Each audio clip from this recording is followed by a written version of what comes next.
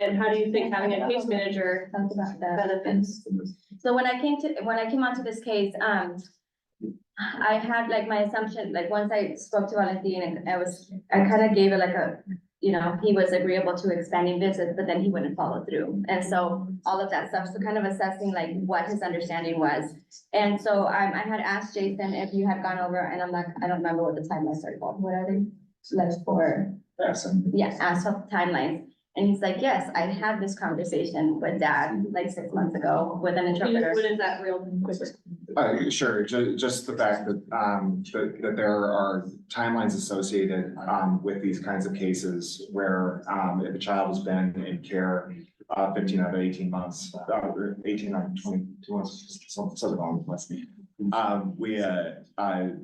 The court has to look, at changing the plan from reunification to something, other than reunification, which can, be guardianship, can be adoption, can be,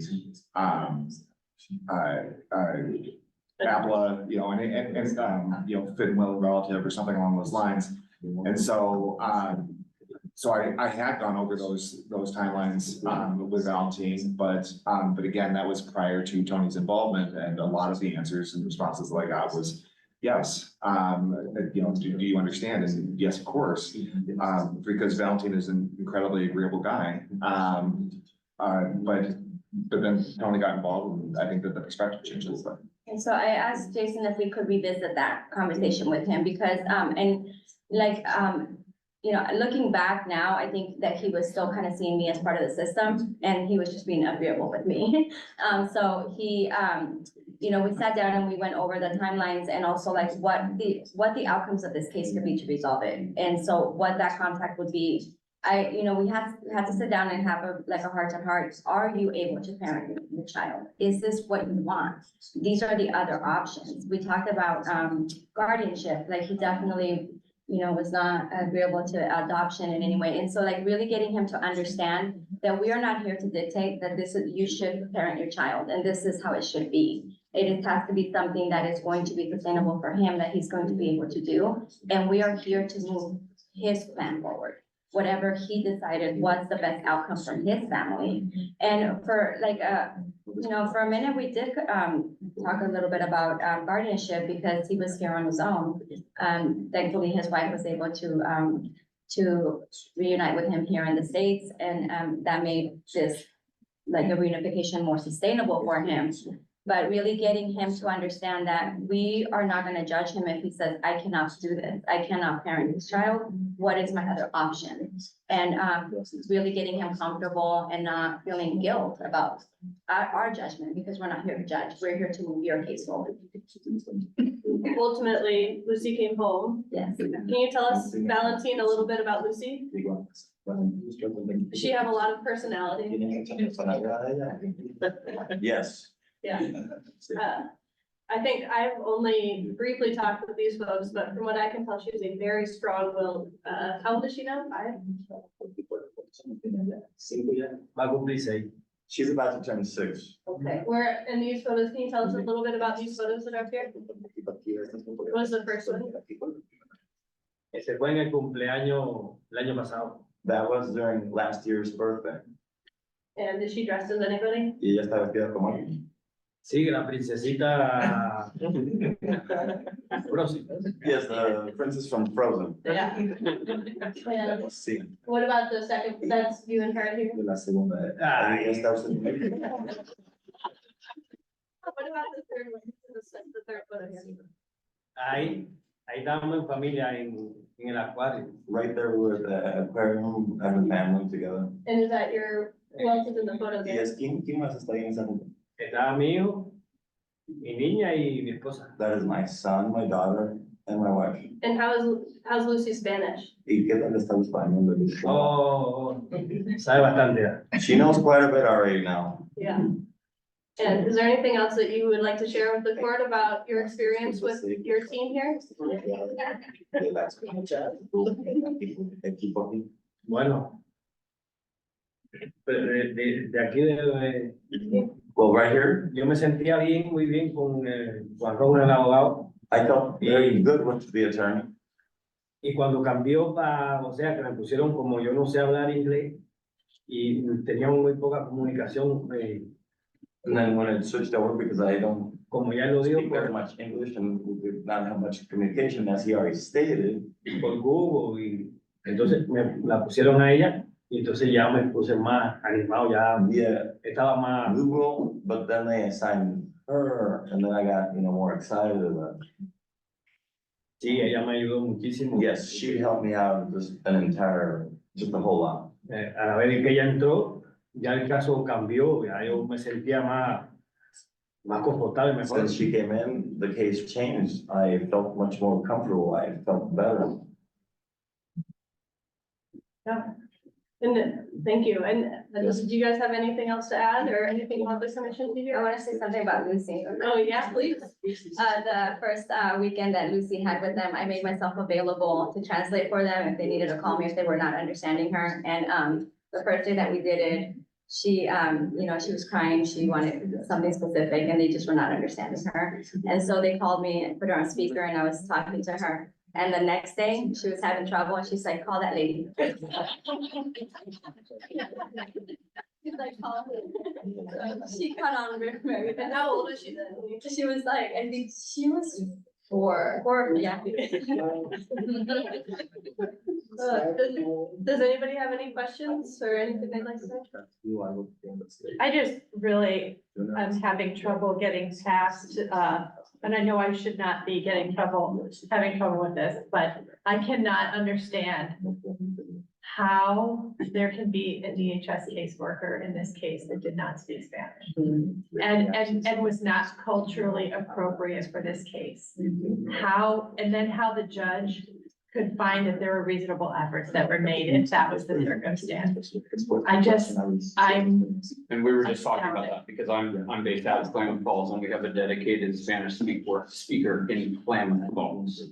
So. I mean, it's quite, I mean, it is quite shocking and, to be honest, I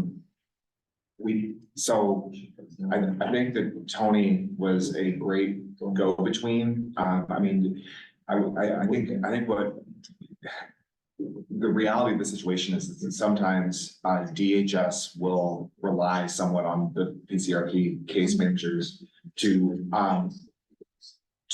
do some of what they are really required to be doing. And the courts, I think, really need to be educated on, what happens because of the defense team and the PCRP case managers in comparison to what is done by DHS. And I think that attorneys need to be very well aware that the judges might not understand that sometimes things get done because of the efforts of our PCRP case managers and not really because of DHS, and not to apply the work that is done by the defense team to DHS when they're considering reasonable efforts. DHS needs to look at their, the staff that they do have available as more of a resource, because in this case, we also, we had an SSA that spoke Spanish and he was great, and they could have pulled him into, and he knew this case very, very well, so maybe leaning on that support staff that they have and just using the people that they have on staff if it's not just the caseworker. Toward the end of the case, we were having FDMs in Spanish for this family. The coordinator was Spanish speaking, so Spanish speaker. They, when we did our walkthrough and we were talking about expanding visits, one of the things that the caseworker, they pulled that person in and to go with the caseworker to the home. And we were talking about expanding contact with Dad and Lucy. And one of the things that we had asked for was that bilingual Head Start. So an expanding visit that would take her out of school. And the caseworker's perception of that is we can't do that because that limits her exposure to this bilingual Head Start. And I'm like, no, but it puts her in the home where her family speaks nothing but Spanish. And so the caseworker, I was like, this is my perception of this. Him being Latino, he was like, yes, she will pick it up at home. So that was it was helpful to me for them to have someone on staff that also had my perspective and was able to and it's just a lack of exposure for the caseworkers, right? It's like this blind spot that they have, but really utilizing their staff and having us come in I'm sure that all of us could talk a lot more on this because it's something we're very passionate about, but we do have another panel to get here. So I want to thank you guys for being here today and presenting. Thank you, Melanie. Thank you.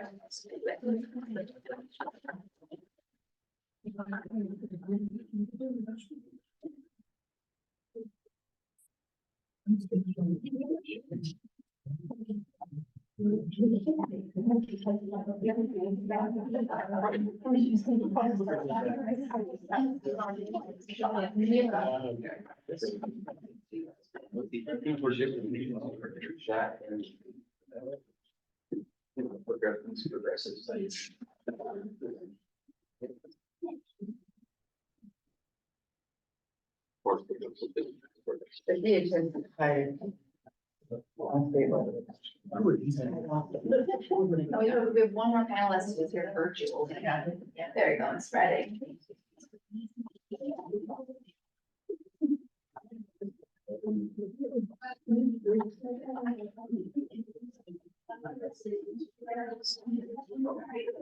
Well, let's get this going. My name is Christine Breton. I'm a criminal resource counsel. I'm Andy's counterpart in Multnomah County, the Criminal Resource Council.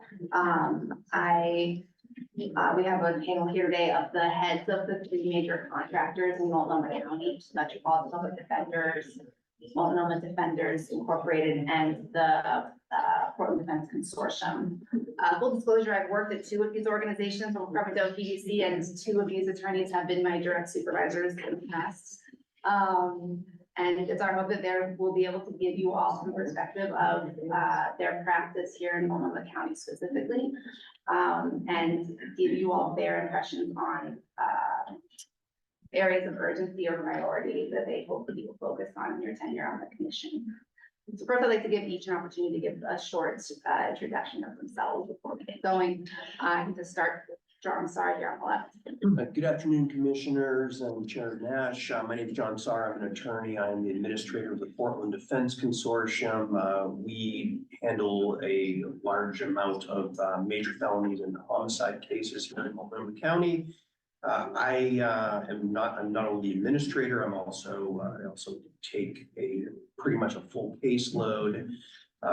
Prior to joining the consortium, I've worked as various capacities throughout the state. I've been a public defender at Multnomah Defenders. I've been in private practice. I've been a sole practitioner. I've been an employee of a law firm, and in the 20 years or so I've been practicing in Oregon. I've done a large chunk of my practice has been public defense cases, and glad to be here to address you folks. Thank you. Good afternoon, Chair Nash, Commissioners. My name is Carl McPherson. I'm the Executive Director of Metropolitan Public Defender. I've been Executive Director for 5.5 years. Metropolitan Public Defender is the oldest, largest provider of public defense services in the state. We have 225 employees, 120 attorneys, and 5 main departments. We are the primary provider in Multnomah County, Washington County. We do adult, criminal, juvenile work in both, and dependency work. We also have a statewide murder team. Very quickly, I've been a criminal defense attorney for 26 years, 22 of them as a public defender. I started in Washington, D.C. at the most well-resourced public defender office in the United States. Then I went to Michigan. I was there before, during, and after the transformation of that state. And then I've been a public defender in Washington County doing major felonies on the capital crime teams and MPD. Then went back to Michigan and built a public defender office and ran the indigent defense system for Marion County, the 8th largest county in the state. And I came back to job 5 years ago. Happy to be here. Good afternoon, Commissioners, Chair Nash. My name is Brent Hartley. I'm the Director of the Multnomah County Office for Adult Criminal for MPD, for Metropolitan Public Defenders. I am definitely the newbie of the group. I graduated from law school at UL here in 2014, and I worked as a certified law student before that at MPD, and then a volunteer at MPD before being hired in 2015. I worked in all of the criminal units from misdemeanors up to handling murders. And in 2019, I took over as the chief of our minor felony unit. And in 2021, I took over as the director of the office. And so I'm relatively new to it, but I practiced in Multnomah County my entire career and at MPD my entire career. We do have one panelist who's on the screen, that's Stacy Redding, unfortunately had a positive COVID test. And so I opted to protect everybody and participate remotely today. So Stacy, do you want to do an introduction? Thank you, Christine. And I really regret that I cannot be there in person. Chair Nash and commissioners, my name is Stacy Redding. My pronouns are she, her. I'm the executive director of MDI. MDI, Multnomah Defenders, is a firm, and here in Multnomah County, we have almost 70 employees. And about 30 of those are attorneys. We have a criminal department and a juvenile department. We also handle civil commitment appeals. And thank you for giving us the time and space to present to you all today. So on this panel, we have decades of experience, a lot of which or most of which is here in Multnomah County. And so to start, I'm hoping that we want to speak to the major changes that these attorneys have seen in their practice over the duration of their careers in a couple of different areas. So I'm hoping I can hand it off to, I'll hand it off to you, Stacy, to start. If you want to talk about maybe the clients that you work with and changes that you've seen in your work with them. Absolutely. Thank you. I guess I cut my bio a little bit short. I should share that I have been a public defender for my entire career. My career started at MDI January 2nd, 2008. Our director at that time was Paul Pedersen. Keith Rogers took over later that year. We have seen a lot of changes in our client needs since I first became a public defender. I think we've seen an evolution in public defense and a desire and recognition that we get better results when we represent our clients holistically. That is that our public defense clients often have struggles with being housed, with mental health, with substance use disorder, and when as legal offices we can meet those needs, we get better results. I can share that when I was a new public defender, fitness concerns were not raised with the frequency that you see them raised in Multnomah County today. I think some of that's changing. Can you clarify what you mean by fitness concern? Can you clarify what you mean by fitness? Oh, yeah, sorry. So all of our clients have a constitutional right to understand what's going on with their case and to work with their attorney and make the decisions for their case. So if someone has a qualifying mental health disorder and that impedes their ability to, the term we use a lot is aid and assist, to really be the decider of their case, then attorneys have a constitutional and ethical duty to raise fitness and to address that with the courts.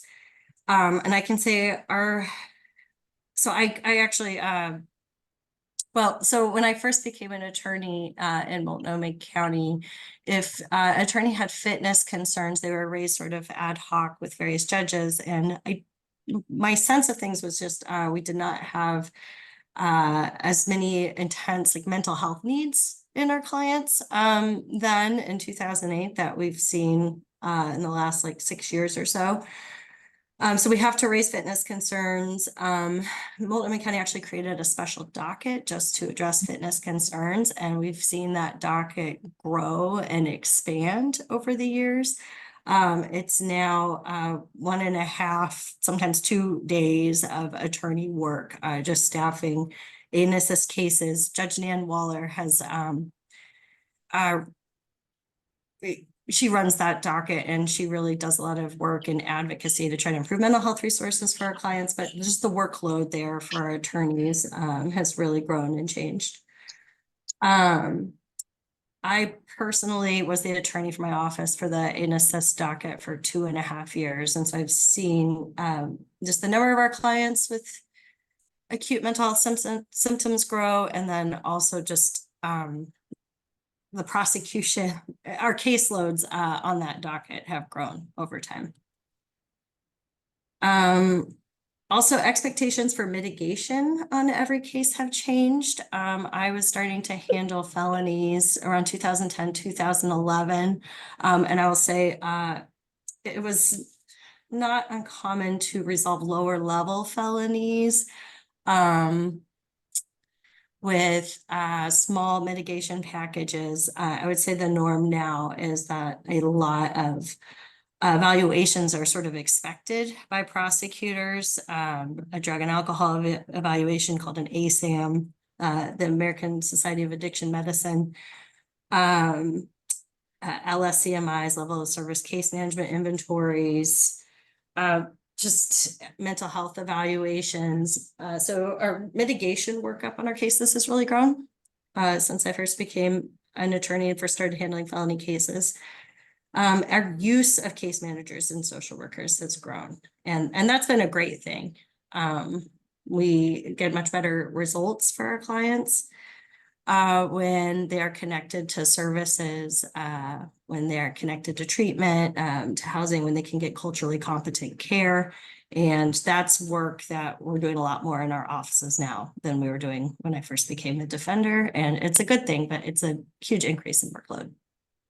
So we can speak a bit more on that. I know we just heard from the PCRP panel and teams about the work of case managers intrinsic to their teams. And I'm wondering if you all can speak to, on the criminal side, the need for and access that you all have to case managers. And I'll hand that over to you, Grant. Yeah. So I mean, I think, as you know, as Stacy was mentioning, the clientele that we've had has changed dramatically.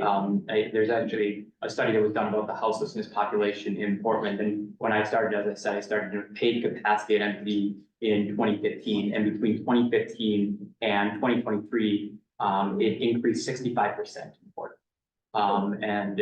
And you add to that, you know, the increase of prevalence of mental health, and then also, you know, with fentanyl and, you know, the P2P strain of meth, our clientele is struggling to find basic stability. And, you know, Stacy mentioned that there's an expectation from the state of more mitigation, and really a lot of what they're looking for is stability in our clientele. They want to make sure that they are stable in the community before making a probation offer rather than a prison offer. And you know, a lot of that work has traditionally fallen to attorneys to find that stability, to, you know, search out the scarce resources that are available in the community, especially to our clientele. You know, there was a gap analysis by OHSU that found that 42%, Portland had 42% of a gap. In other words, it lacked 42% of the services it needed. And what was really missing from that gap analysis is the services for high acuity and high risk individuals. So people with severe and persistent mental illness, you know, with complex combinations of substance use disorder and mental health issues, they are harder to find services for because they require a higher level of care. And to navigate our complex service community and try to find those services takes a ton of time. And it often involves putting a client on a wait list that will last months, meaning that you have to follow up with that service provider over and over and over to make sure that your client is not skipped. And that is near impossible when you're handling 70 to 80 clients. And so the influx of case managers has really taken a lot of that work off of our attorneys. We have some in our office, but we desperately need more, because in order to create that stability, we have to have case managers for all types of cases. And right now we are kind of limited in the types of cases that we can assign them to. And so, the case managers, I mean, you've all heard what they do at the, in juvenile cases or dependency cases. And a lot of those things are the same here. But something that they really bring is a lot of legitimacy. When we are talking to district attorneys or judges doing settlement conferences, they can come in and talk about not only the services that the person's involved in, but also how they are helping them. And, they're able to learn more about what's going on in the individual's lives and communicate that to the court or the DA, and really, humanize our clients in a way that we as attorneys try to do, but having that additional tool is really invaluable to that advocacy. Is that case manager helpful for instance, when you're developing like a mitigation packet or mitigation strategy? Absolutely, yeah. For mitigation packages in general, also for release plans, a lot of times we'll have clients who are in custody and we need to find, not only treatment, but housing and, get their benefits turned back on. All of those things case managers are able to do. And again, they can also go to the release hearing and explain to the judge that they are doing all of that. And that, they will be the person meeting the individual at the jail and taking them to get their benefits turned back on, taking them to the treatment. And so, it is really a level of support that, goes beyond mitigation, but that really is something that they're lifted.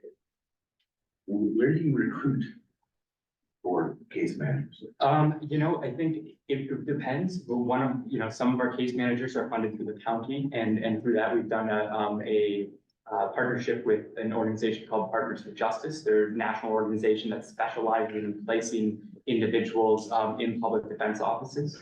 And then we also have some through the CJC JRI funding, our McJerk program, the Multnomah County Justice Reinvestment Program.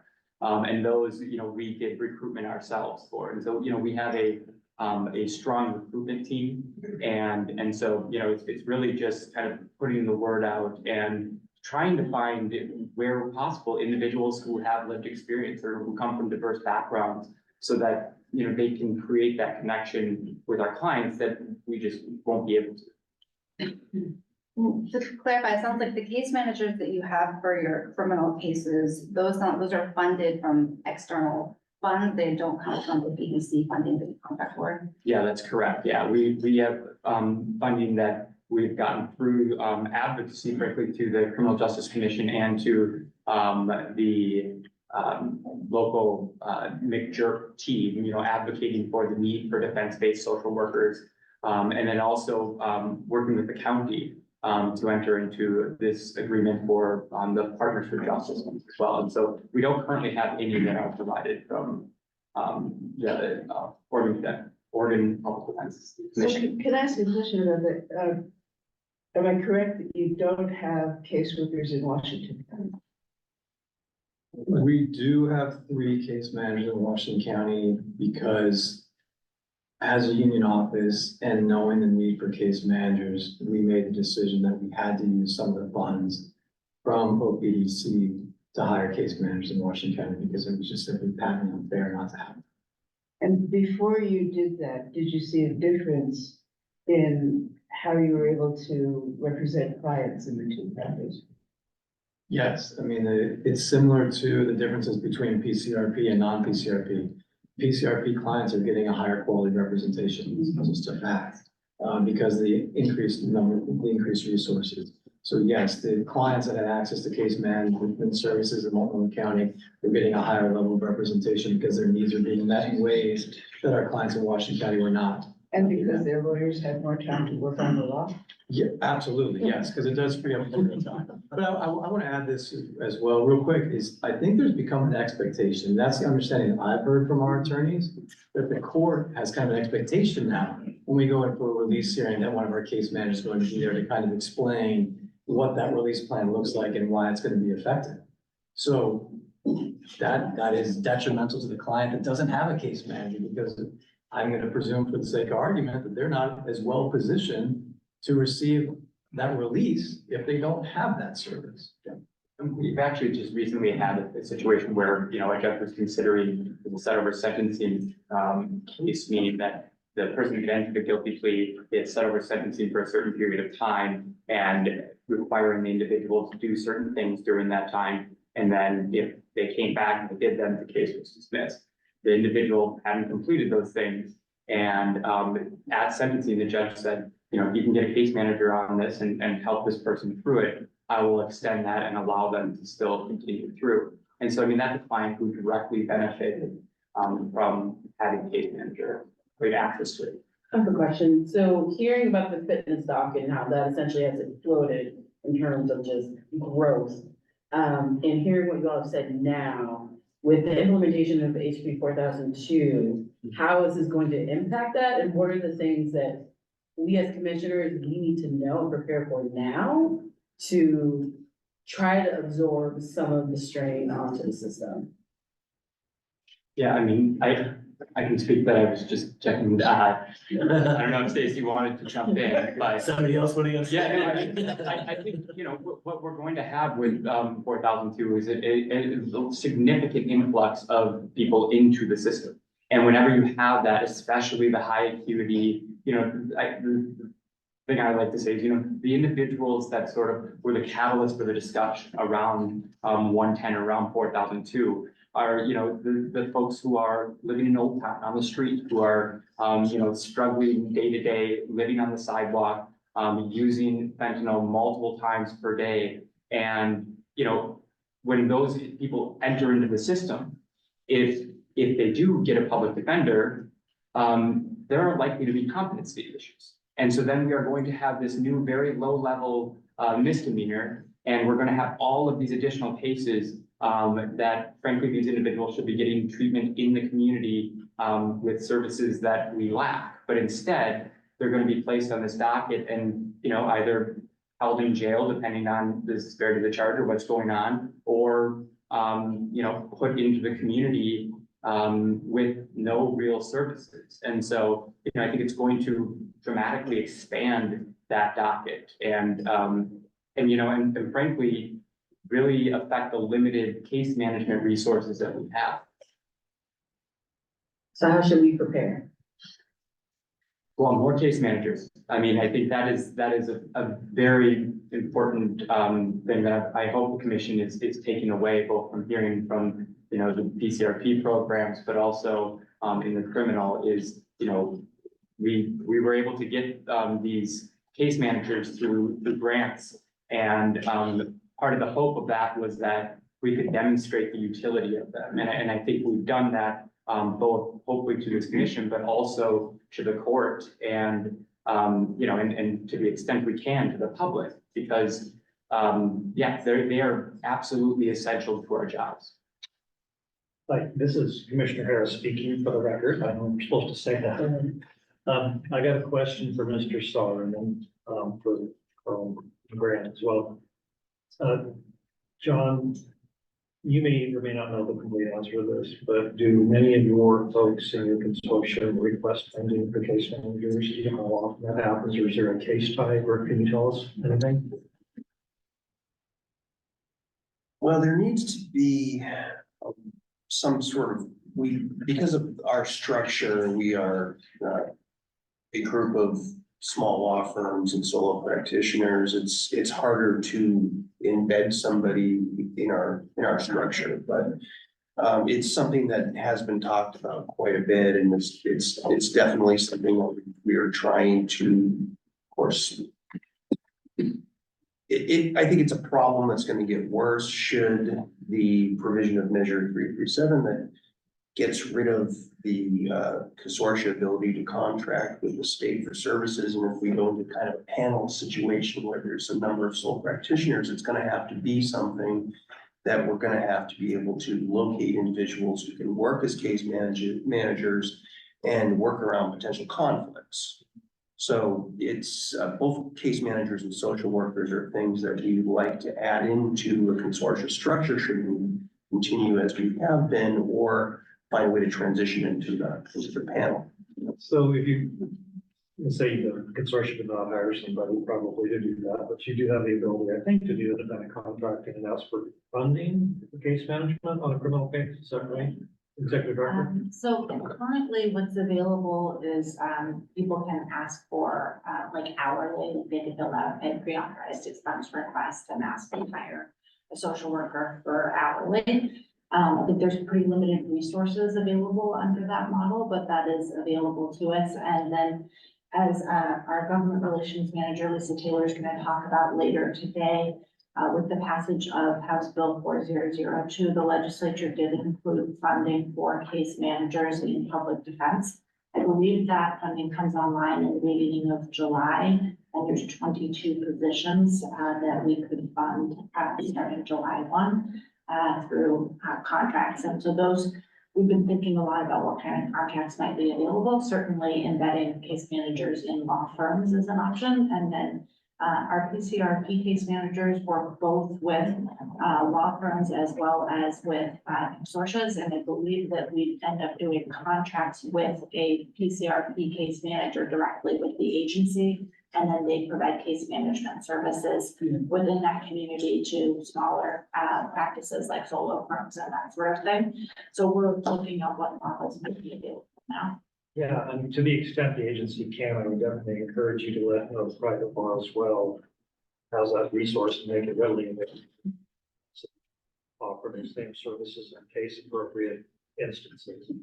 We have a PCRP program in Benton County, which is a consortium, public defender's office.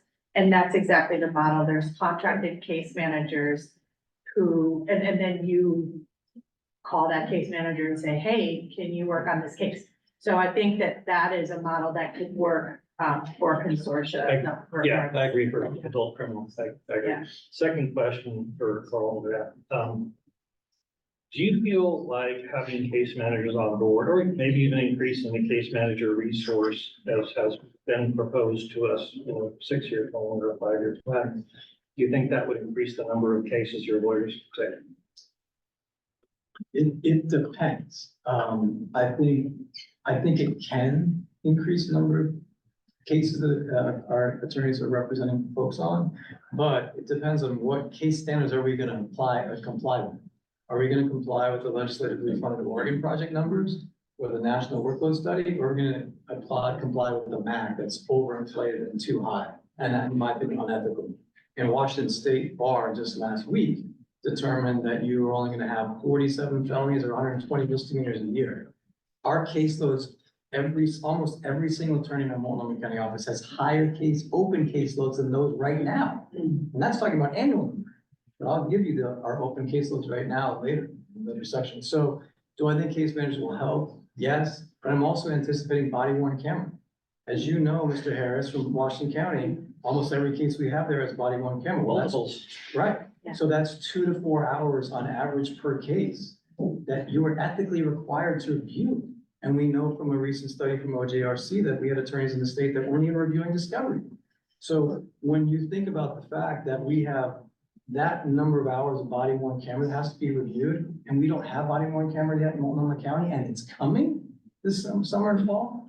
I mean, it's an explosion of discovery, an explosion of hours that are required. So that's why I'm hedging just a little bit, because in theory, yes, but it has to be balanced against what else is coming. Yeah. So body worn camera coming is a game changer for Multnomah County, as you well know.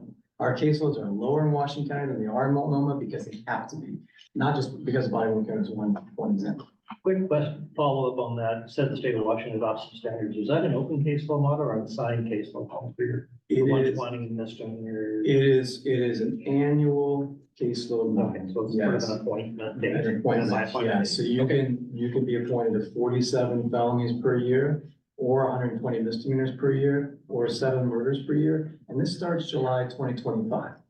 We recruit national, I'm getting ahead of myself. We recruit nationally, and we compete with King County Public Defender, and we will not be competitive whatsoever going forward. Because why would someone come to Portland when their caseloads are 2 to 3 times what they'll be in King County in a year? So, Thank you. oh, you're very welcome.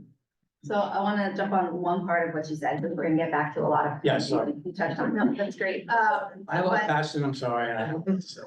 you mentioned body worn cameras, and we're talking about changes that have happened over the course of your careers. And so you guys have spoken about changes to your clientele, but also want to talk about changes in preparing a defense and preparing your case. And so if you, Carl, want to speak more about the changes in, expert needs or discovery, things like that, which you already touched on. I'll go quickly on expert and I'll turn it over to John for discovery, but the need for experts has exponentially increased. It's all the scientific advances that we have, the sciences we know that have been debunked, that you still have to work on debunking, body worn camera, cell phone extractions, computer extractions. I mean, imagine your cell phone gets seized in the case and they extract it. And you have to go through text messages, emails that can be accessed, particularly in domestic violence cases or sexual assault cases. There's a relationship there that spans a long period of time. you need to review everything that's been extracted from your client's cell phone or from a witness's cell phone. I have a case right now, there's 5 cell phones. And so, the amount of time with experts and discovery, and it's consultation, and it kind of goes back to what Stacy and Grant were talking about in terms of the clientele. That's expert involved as well, psychologicals, neuropsychs that we have to do now that you just didn't do back when I started 25 years ago. You didn't. So it's been an explosion of experts in that need for both consultation and for presentation. And then in terms of discovery, it's an absolute explosion of discovery in criminal defense in the last couple of decades. Turn over to John to talk about that. And, well, thank you, Carl. I've been doing this long enough to remember that even in a Measure 11 case, sometimes you get 20 pages of police reports, and that would be the entire case. Now there is surveillance from everywhere. There are, as Carl already said, cell phone data triangulation, which is kind of some of that possibly junk science we may have to go against and debunk. There is grand jury recording, every felony or every major felony case in Multnomah County, every Measure 11 case, every murder case, which is primarily what my group does. There isn't usually an interview that has been recorded. Sometimes these interviews are 2 to 4 hours long. There's so much more that we get now. And not only do we have to watch that, and we have to process it, our clients have to see it.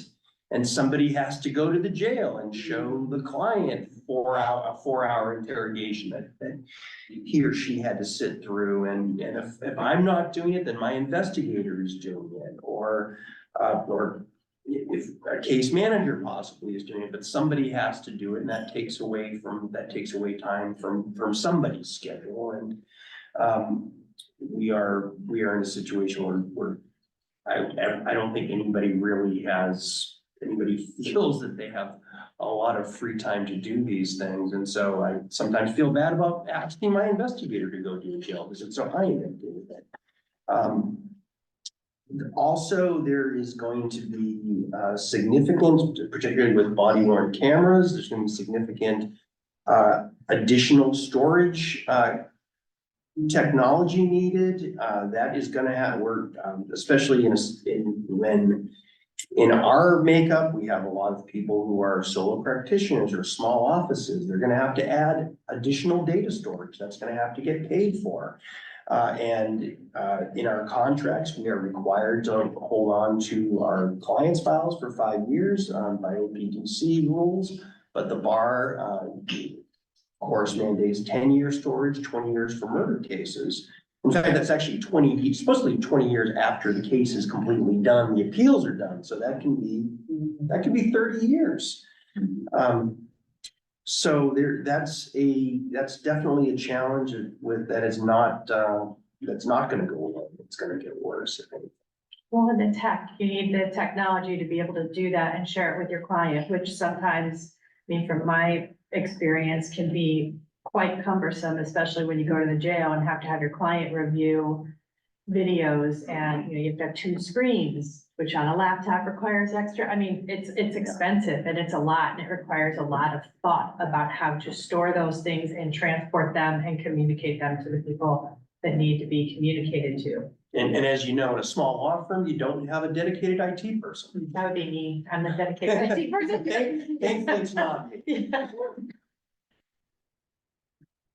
So in terms of all of these changes that impact your capacity as attorneys and what you're expected to do on each case, well, I guess I'm wondering, maybe Stacey, if you want to touch briefly on changes you've seen for your actual time in court. That we've spoken mostly about things that you do outside of court in terms of case preparation. So if there are changes you've seen briefly in court processes that also impact your capacity or your practice. I can jump in and speak a little bit about a rise in JSC's Judicial Settlement Conference, and there's sort of an expectation that every felony case has a judicial settlement conference. That's in part because we embraced McJerp some years ago, and I think that just kind of normalized that for every felony case, so that sometimes you have 1, 2, 3, 4 settlement conferences on a felony case before it resolves. I would say we have a blessing in Multnomah County in that we have a lot of treatment courts. But as far as workload goes, it can create a lot of bureaucratic extra work. We have a lot of different treatment courts. We have start court, step court. We're creating a veterans court, mental health court, and then also McJerp resolutions. And there are different systems and dockets for pursuing each of these courts. There's been some effort to work to try to streamline that for the defense, but and for really all the parties involved, but we have a lot more work to do. And so I think every attorney on a felony case has to examine their case and think like, okay, let me check off the list of possible treatment courts that this case could be a candidate for, and then make sure they're pursuing all of those. And so that just adds a lot of, compared to when I first started, and when I first started handling felonies like 14 years ago, it's just a lot more in court time and a lot more preparation for possible treatment court entries. Sorry, I didn't mean to cut you off there. Were you done? I'm sorry. So I did want to add, there's, in addition to the court processes, there's also access to our clients. So the jails, like most of the public safety system, are understaffed as well. And in February 2023, the Inverness jail, which is actually located out kind of by the airport, 122nd in northern Portland, is they always had the ability to go visit your clients basically from 8 a.m. until 8 p.m. And in February 2023, they cut off visitation at 3 p.m. And so that meant you had until 8 to 3, and there were also 2 shift changes in there that would be in the jail for. And obviously that really conflicts a lot. I mean, myself, I do all of my visits in the evening because I was in court all day, or I was in meetings all day. And it has been a huge hindrance and a very large time suck for our attorneys to try to figure out how to account or adjust their schedule for it. And, you know, we did a lot of advocacy and we were able to get Wednesdays back. So now Wednesdays, we can do visitation until 8 p.m. again. But we're hoping that expands. And I mean, it's not just the physical access. Getting through on the phones is also incredibly difficult because each unit has one attorney phone. And so that means that if there's somebody in there who's really chatting with their attorney, you're not getting through. And so, you know, we're hoping that we can continue to advocate with the sheriff's office to give us greater access to our clients. Also, if I just jump in on when we're talking about the jail, we spend a lot of time here just waiting for transport. 45-minute delays are not uncommon in Multnomah County. That's from the clerk calling the facilities to bring your client up to court. It's half an hour is probably at this point normal. The holding, do they not have a holding place within the court to bring them up? Or are you talking about they're bringing them from somewhere else? Commissioner Przansky, they do have a holding tank in the first floor of the building, but the folks that actually transport the clients to the courtroom they're just understaffed. So judges will set things at 1 o'clock because they know that they won't get a person at 1:30. Right. Thank you. And do your clients appear at every appearance, regardless of what kind of appearance it is? Except for some of the presiding call docket or misdemeanor presiding call docket, they normally are transported for just about everything else. Do you have any video appearances from the jail? We do some. In fact, sometimes they'll do video appearances from the holding tank in the building rather than because you get kind of a Hobson's choice. You can either wait 45 minutes or an hour, or you can have the client there by video and the sound is not, the audio down in the jail is not ideal. I'm really want to be cognizant of the commission's time, so I want to make sure that we're able to cover everything that we hope to in this panel. I wanted to give each group an opportunity to discuss specifically the recruitment and retention issues that they are seeing in their organizations. Something that the legislature and this commission have taken up, and continue to take up. And so I can just, start with, Carl, we start with the Metro. And if you all want to go first, and maybe I know, Carl, you were hoping to fold in the conversation about caseloads, which probably dovetail well with this portion. They do perfectly. There you go. I will say that the commission did have a presentation today about, from Moss Adams about, 11 study hours and discussion about the differences in the caseloads between that study and contracts. And so they had that discussion this morning with background. Excellent, I appreciate it. Recruitment for MPD. We recruit nationally because we have to. There aren't enough people in the state of Oregon to bring into public defense. In the last 5 years, we've brought in 97 attorneys on contracts to this state. 70 were from out of state. To try to recruit diverse, high qualified candidates, we have to. We have no choice but to go out of state. So we spend hundreds of hours a year on just recruitment alone to bring new attorneys in. It's one of the most important aspects of nonprofit public defenders is you're not going to bring individuals in unless you put forth that effort to recruitment that the state needs. In terms of retention, we've had retention issues, and we've had retention issues the entire time I've been here. There's been different reasons for, I think, the retention issues. I think the main two are caseloads and pay. The workloads are too high. And when you talk about the high workloads, you're also talking about the stress that goes along with that and the stress that comes with the emotional toll of doing this work. Often feeling disrespected by the system, your clients, and you as a practitioner. And that is added stress that's unnecessary and should never happen, in my opinion. And the pay. So we were losing about 20 attorneys per year. Now, we're a large organization, so on the contracts, it's about 95 attorneys, but you're still talking about 20% of your attorneys are turning over every single year. And doing exit interviews with all of them, I know why they were leaving. And the main reasons were pay and workload. And when I first got here, it was workload. When Grant Hartley started, he was handed 190 files on this on day one. So here you go, good luck. Okay, we don't do that anymore. All right, but when I first got here, the workloads were still way too high. People with minor felony cases had 120 open cases. They had no idea what was going on in their cases. You know, I think that people who are the architects of this system and have been in it for a long time just kind of don't want to admit that what we were doing for years was practicing unethically. But it is true. That is what was occurring. So we were losing from workload, I think, first. We've made some increase, some dent into the workload problem, but it's still way too high. But it's pay. So we have such a compressed pay scale that an attorney can come to us, we train them for 6 weeks, they get litigation experience they cannot get as a civil practitioner.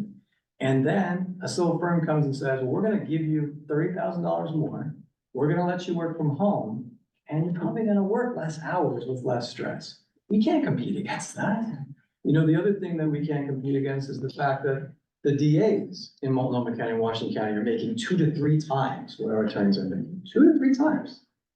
We can't compete with the fact that you can be a really qualified attorney now, you can go to, and I'm all in favor of the state trial office. I think it's an excellent thing for the state. I'm very much in favor of it. However, $30,000 to $40,000 pay increase to go to that unit and a fraction of the caseload. So in terms of recruitment and retention, those are the main issues, and disparity of pay and disparity in terms of your caseloads are critically important. I do want to talk about caseload really quickly because it's very important to why people leave as well, and the kind of the disrespect from the system. To have the system continually say to us that you're not meeting your contractual obligations because you're not meeting your MAC, when they're also putting forth numbers that are inaccurate, which they know are false and misleading and inaccurate, hurts morale internally, and it has an effect on our people. You know, when you're creating this MAC, which is a maximum, it's a ceiling, not a floor, as you all know, and it was created for budgetary reasons, right? It was to be able to say to the legislature, with these are the number of cases we expect to come in, this is the number of lawyers we have, so this is what the numbers have to look like. They're not real numbers. And the only number that was legitimate or real at the time was 300 misdemeanors that was taken from Washington State. which had a standard at that time, no more than 300 misdemeanors per year. What did Washington State do last week? 120. 120, and Washington State didn't have an internal state-specific report saying that your case loads were 2 to 3 times what they should be. And Washington State adopted this 120/47 even without a state-specific report. They did that based on the national workload study. So our MAC is excessive, it's too high, it's backwards when you think about the fact that the people we're bringing in to help are brand new attorneys. And you're asking brand new attorneys to take on 300 misdemeanors in their first year of practice. It cannot be done. You will burn them out, they will not stay. It's not possible. The other problem with MAC and why we need some help from the commission would be actually education about what MAC really is and actual legit statistics and numbers. Because when they look at MPD, they attribute 300 cases to our new attorneys, whether they worked 3 months in the contract cycle or 12 months. Well, it's like something like, well, yeah, sure, this attorney's been here 3 months, but you're attributing 300 cases to them. So how are we gonna meet our MAC when you're expecting them to do 12 months of cases in 3 months? It just doesn't make any sense. So it is problematic. And in terms of caseload, so you know, because I think this is extremely important. For our major felony team downtown, their open caseloads as of today, because I checked this morning, the range is 31 to 62 open cases for the major felony team, and the average is 51 per attorney. So the average open caseload on major felonies exceeds what Washington's gonna do in July 2025 for a full year worth of cases. On our lesser felony qualified attorneys, the range is 64 to 98 open cases, and the average is 85. And on our misdemeanor qualified, the range is 80 to 110 open cases, and the average is 93 per attorney. And please remember that 11 of those 15 misdemeanor attorneys started in October. So they've been here 5 months. So if I seem frustrated with hearing about MAC, and I am, because it's patently unfair that that is still being brought up and is in materials today from OJD, that public defense officers are consistently below the contractual MAC. It's not based on accurate data when you make that point. And that's unfair to the providers, it's unfair to our clients, it's unfair to our attorneys. And it's really impactful going forward to both recruitment and retention when we have a state that's just miles away, that's gonna do something drastically better and in line with our own state study from 2 You are years ago. preaching to the choir. I know. I promise. That's all right, thank you. Sometimes I need some. No, well, it's 3:00 and I don't wanna cut off the other 2 people, but we do need to. Yes, so I do know we started at 1:05. Thank you, so Chair, I I appreciate will ask for a little bit more time for this session. All right, 5 more minutes. I do want to make sure we have some opportunity to let MDI and also the consortium, which has a very different recruiting and retention model than the Yes. PD offices. Stacey, is there anything that you wanted to add to what Carl said to your own office? I will echo everything that Carl said, and I guess I'll add that I think even with workload measures in place, this work really takes a mental and emotional toll on our attorneys. We hire really passionate, hardworking people who want to improve their clients' lives, and they see our clients suffering. And so that's another barrier that we have for retention. I'll echo everything that Carl said. I know we're past time. I guess one thing that's unique to my office that we do our contracting with having a time limit on when we can fill a vacancy makes it harder for us to recruit on the same timelines that offices like Metropolitan Public Defender recruit on. So we sometimes find ourselves hiring mid-year, and that can present challenges with training as well.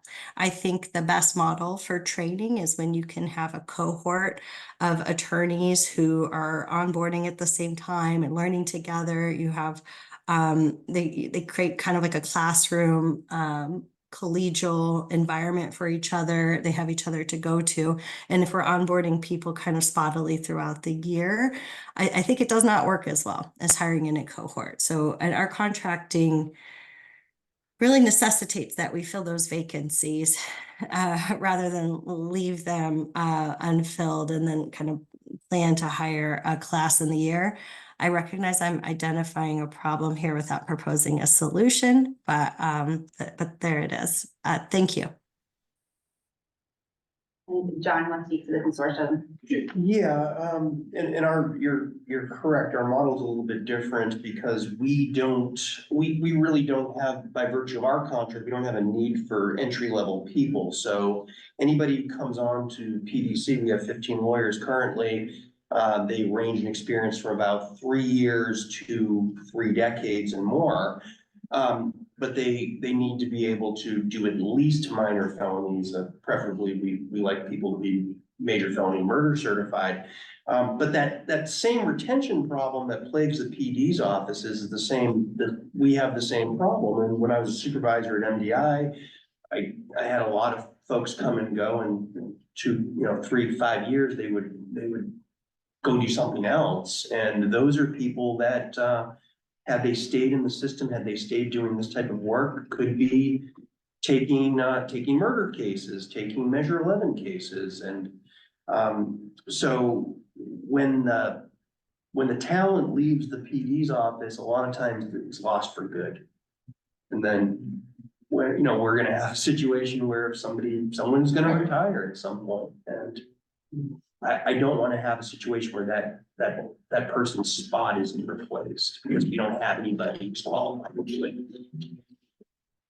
So just 1 or 2 minutes left. I want to give each office an opportunity to list maybe your top 3, give everything you talked about. What are your top 3 priorities? One that you would like to see this commission, like what would you like to see the commission prioritize in their tenure? Can I give your top 3? John, one person.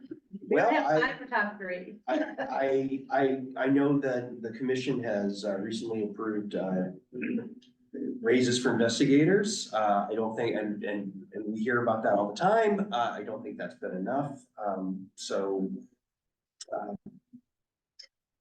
everything else everybody said about lower caseloads and higher pay and parity. That would be my wish.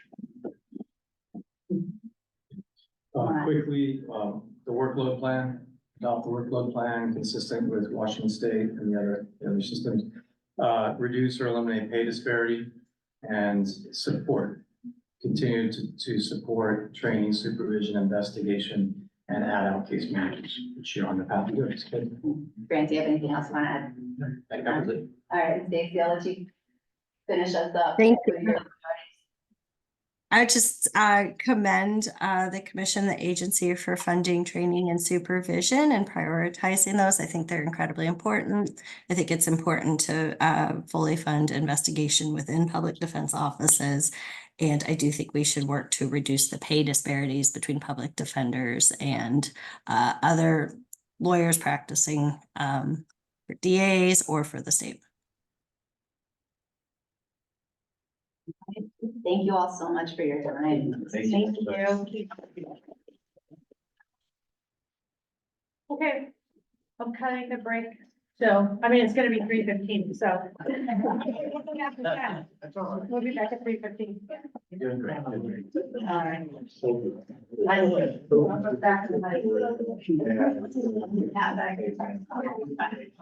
think we get that.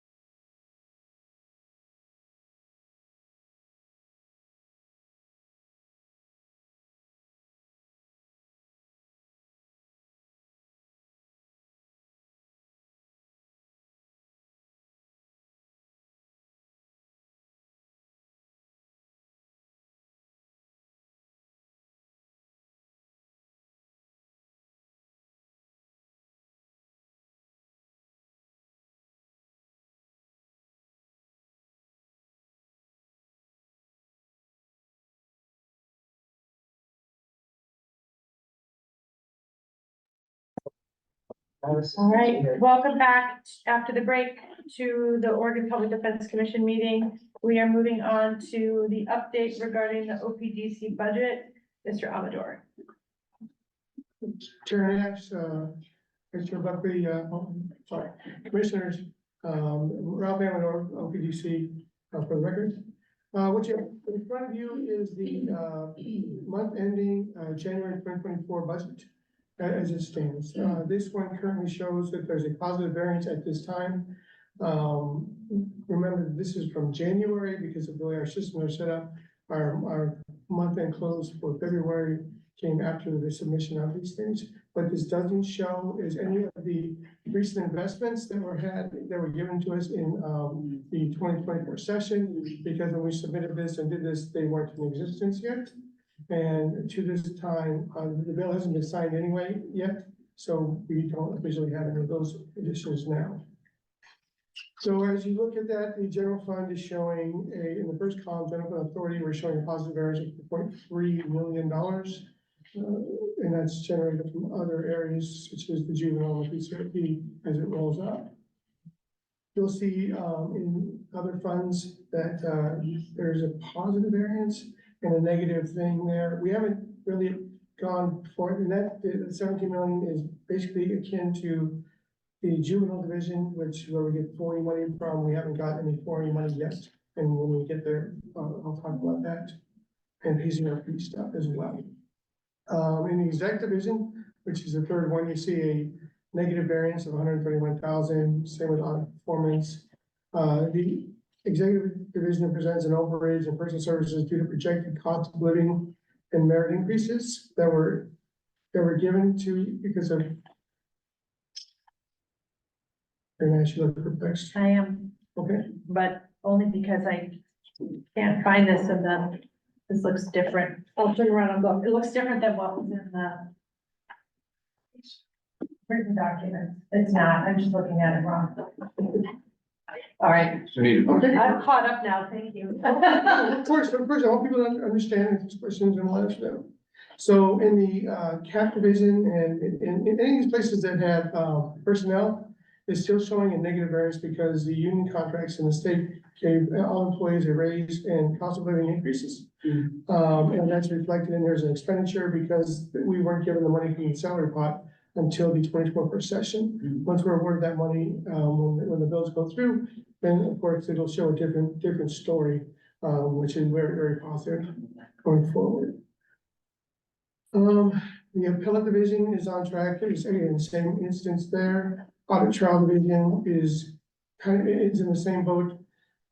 That's going to change a little drastically because as we're bringing stuff in, they'll have a completely different dynamic. But what it is in that adult trial division is the provider contracts and the state level public defender officers that are in there as well. So, but again, we're still at a positive variance overall, except for that $96,000.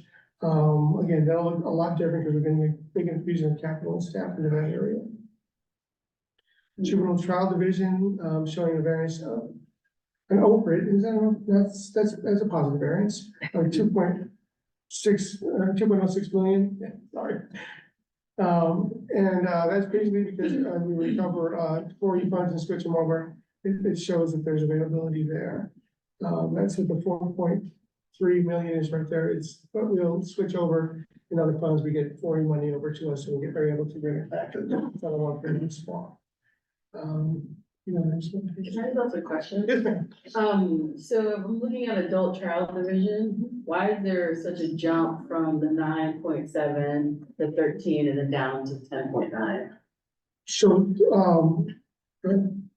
Commissioner Harris Taylor, that is because the very top ones are the actuals and the rest are projections.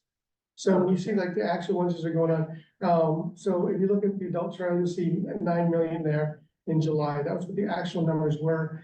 And so for July, August, and September, there was a shift in the way we were doing things. And so there was because of the contracting, we held fast because we had 3 months stopped. And so we were paying the old rates, and then we had a true up that went boom. Gotcha. And so that 13 million is spread over those, over those 9, which gets us to about the 10 million. So we spread $1 million.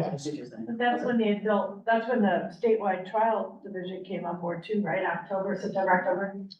Statewide trial division should have come on board in December, was when the first one came on board. It was supposed to be in October. Most of this is because when we signed the 25 or 23-25 contracts, for 3 months, there was Oh, the that's period right. of time where they let Yes, pay under the old retroactive. rate. That's right. And then you see in October, they got the back pay, so that's where that one hits at 13, and then they start coming in at 10 because under the new contract, that's where it's going down.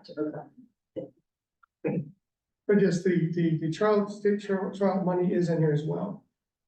And there's not a lot of jump in expenditures, as well, no was up, because it's slowly matriculating and as we hire more and start bringing folks on, you'll see it should balance out.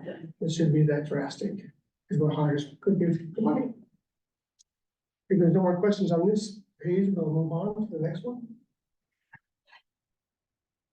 Reauthorized expenditures is showing a positive, mainly because the expenditures from the, and this one is similar to, court mandated, except it's like reverse because of the psychology switch.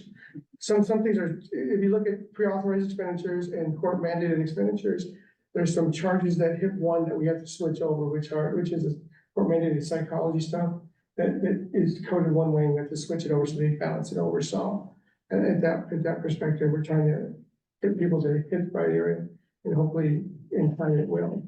But that's just a swap that we do quarterly. These look like they have positive variances, but there's a lot of stuff we projected in here that for temporary, the SIP program that's in there, is in there. So we're gonna get some cash into these areas as well to try and go forward as well. So we're kind of tracking with what's going on in these, but it's going, if you look at November and stuff, we're shooting right at 3 million in pre-authorized expenditures, which is over what we were projecting to go forward. So we're hoping that evens out in time. Court mandated expenditures, in the other fund, you'll see that there's the $3.7 million. That, which again, the majority of that money is application contribution program, which is run by OJD, which qualifies folks for public defense. We're not receiving the revenue that we thought we would get from there. The key point here is that only about 800,000 of this money is for public defense, for the commission. The rest of it goes straight back to OJD, so that they can fund those 22 positions that they have. There's 22 positions across the state. They have to backfill those with general fund on their end, and they're aware of the fact that we're not sending them cash because we're not getting anything in at this point. So it looks like there's an issue there, but there is an issue, but it's not our issue at this point yet, because we're trying to get our money back before we send it out. Parent-child representation program is showing. Hold on, I want to back up. So we're collecting the money, but we have to give it to OJT. Yes, ma'am. Okay. The money comes in, we take our money out, and then we send the rest to OJD so they can pay their staff. Thank you. Parent-child representation program is showing a savings of about $4.7 million after we, again, the 11 million from the other funds is money that we'll get from 4E, money to swap over and fix the problem on that point. So 1-for-1 swap, just like we talked about in juvenile division. It's Thursday, significant savings in the parent-child representation program, which looks good here, but in the rebalance that Ms. Taylor will talk about later, the majority of these funds and the majority of the juvenile savings is being moved over to the adult trial. To do that, there is some savings that's left in as a buffer that we'll talk about, but that money's moving over in the rebalance because the adult trial is expected to go over at this point. Administrative services is showing the savings, mainly because of the FCMS program. We're behind on the FCMS program, they say as projected, but we're catching up. So we had some expenditures for staffing and everything else that we thought we would be paying as we projected them out. but we don't have staff or anybody on board right now, but one project manager and one IT person. So there is some savings developing in there that's showing there. Special programs and contracts division is it's showing an overage, but mainly that's evening out because we are over projecting on the discovery portion of it because we don't know what our bills are for discovery at this point because they come in randomly and unexpectedly, and we just have to pay them when they come in. The $1 million in the other funds here is being worked on with, actually it's $995,000. But that money is being worked on with CJC because that was grant money that was given to us. That's just limitation. We're getting the money back to put in this current. Wait, did you just say we have $1 million that we didn't use that we have to get back? No, ma'am. Okay. I'm sorry, Commissioner Nash, no, ma'am. No, that's okay.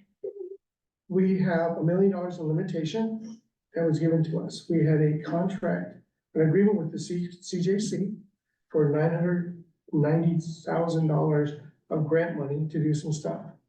We did that stuff, and now we're working with CJC so they can recoup the federal funds, give it back to us, and then swap those expenditures over. So once we do that, then that category will change in one of the months. As we put it in, it'll show expenditures, and that money will go down to, it will probably show, it should show like probably $20,000 to the good because we won't spend $1 million. Mr. Imador, when you say we had $1 million in limitations, that means we had like permission to spend up to $1 million, right? Director Campi, yes, ma'am. And the other funds and federal funds and everything else, it's just limitation, which is the authorization to spend up to that amount. Doesn't mean we have the cash, it just means. we have No, it does permission to not. That's a spend that much. huge investment. Yes. I'm sorry for interrupting you, but you are correct. That's a huge misinterpretation. When people see this, they think we have cash in hand.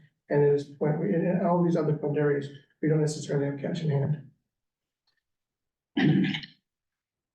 Are there any other questions about the budget? All right, thank you very much, Mr. Amador. Thank you. All right, Ms. Taylor, I don't know how you're going to brief us in 15 minutes about the 2020 legislation, but go for it. So impressed, Chad.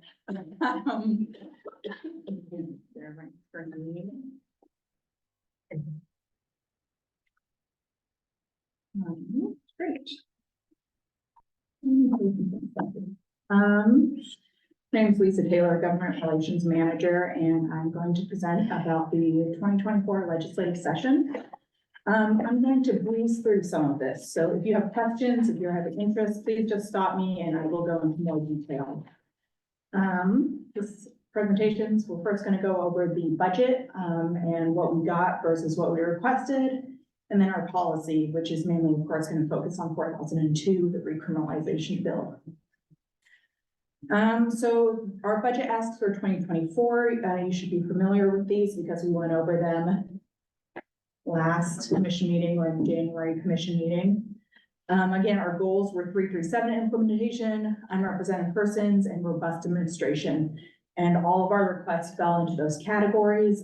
We were also requesting all the money to come from special purpose appropriations or SPAs, which is money the legislature has set aside for our use, but we have to request it in order to spend it. Or it was going to come from carry forward from the previous biennium.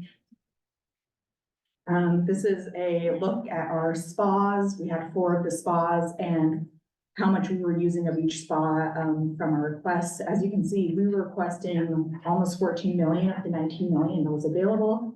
And we would only have 5 million remaining from the requested budget that we made.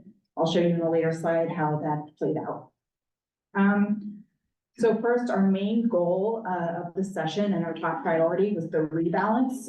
We discussed this also in previous commission meetings. We wanted to rebalance from the various divisions of the agency into adult trials so that we could fully fund the 2 years of supervision, training, and investigation. We worked really closely with the Legislative Fiscal Office, and we were able to successfully rebalance. So we are able to fully fund the 2 years of the existing contracts. So that's very exciting. Here's just the numbers that support that rebalance. This is our state trial office expansion and staffing. You can see the requests that were made there. We got, most of this request. However, we did request 5 attorneys for the Mid-Willamette Valley State Trial Office, and we were only given 3. I think that was likely because in 4002, we're given additional state attorneys, and so it was probably just a balancing act. We also did not receive 3 procurement staff that we requested, along with 1 compliance position for the Compliance Audit and Performance Division and 1 HR position. We did, however, receive the additional funding for the other pilot offices as well as an admin specialist for each office. We also got the, oh, that's on this request, but we also got a training coordinator for CAP and a FIP coordinator for the adult trial services. We requested 1.75 million for a consultant to help with the executive branch transfer. We actually ended up reducing that to 500 million, and that's a strategic planning transition that Miles Adams is going to do. 500,000. 500,000. Sorry. Yes, 500,000. It went down. And then these requests we got pretty much exactly. We requested a $3 million for caseload spa, and we got that, and that's going to add about 10 more contracted attorney caseloads starting in July, I believe. Sorry, maybe April. I don't have that written down. We also requested 7.4 million for additional FIP money to extend that through the end of June, and we received that. You can see here that this is one of the main areas where the request was funded differently than what we asked for. So rather than using the carry forward money, we were actually given general fund money.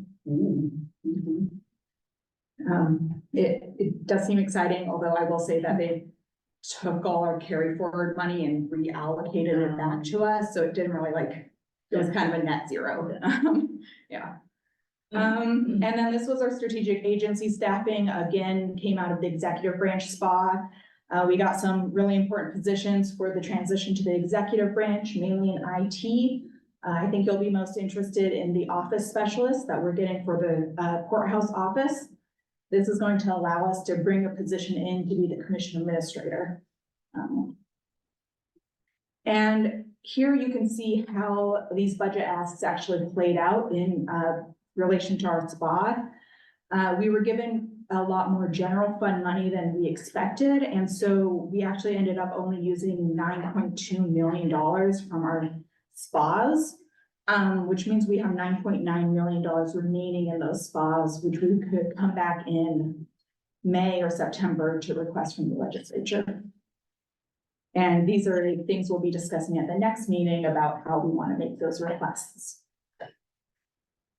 These are our budget notes and reports. In the budget report of the omnibus bill, OJD was directed to continue providing IT services through the end of the contract in June of 2025. So OJD was a little concerned that they might not be able to finish out that contract once we've switched branches of government. And with this budget report, they will be able to now. We also got a budget note specific to us to come back and report on the status of the executive branch transfer in May and September. For reports that are due, you can see them up there. You can ignore the audit report, which is in the materials. I was over assigning us reports. But we do have to come back and report on quality management, FCMS, our move to the executive branch. We're turning in the next version of our remediation plan and the comprehensive public defense report, which is actually being turned into the judiciary committees rather than the Ways and Means committees. And you'll see all of these reports at the next commission meeting for your approval. This is why we need a legislative subcommittee. Yeah. These are some bills of note. Again, 4008 is in the materials that actually didn't end up passing, so I crossed it off, but you can see those in the materials. And then, of course, the big policy issue of this session was House Bill 4. Yes. this, please, you would know best, so please correct me if any of this. So I just want to capture it.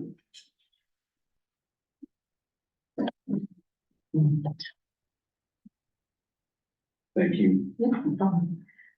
So yeah, the big bill of the session was House Bill 4002, which was around the drug policy and the changes to Measure 110.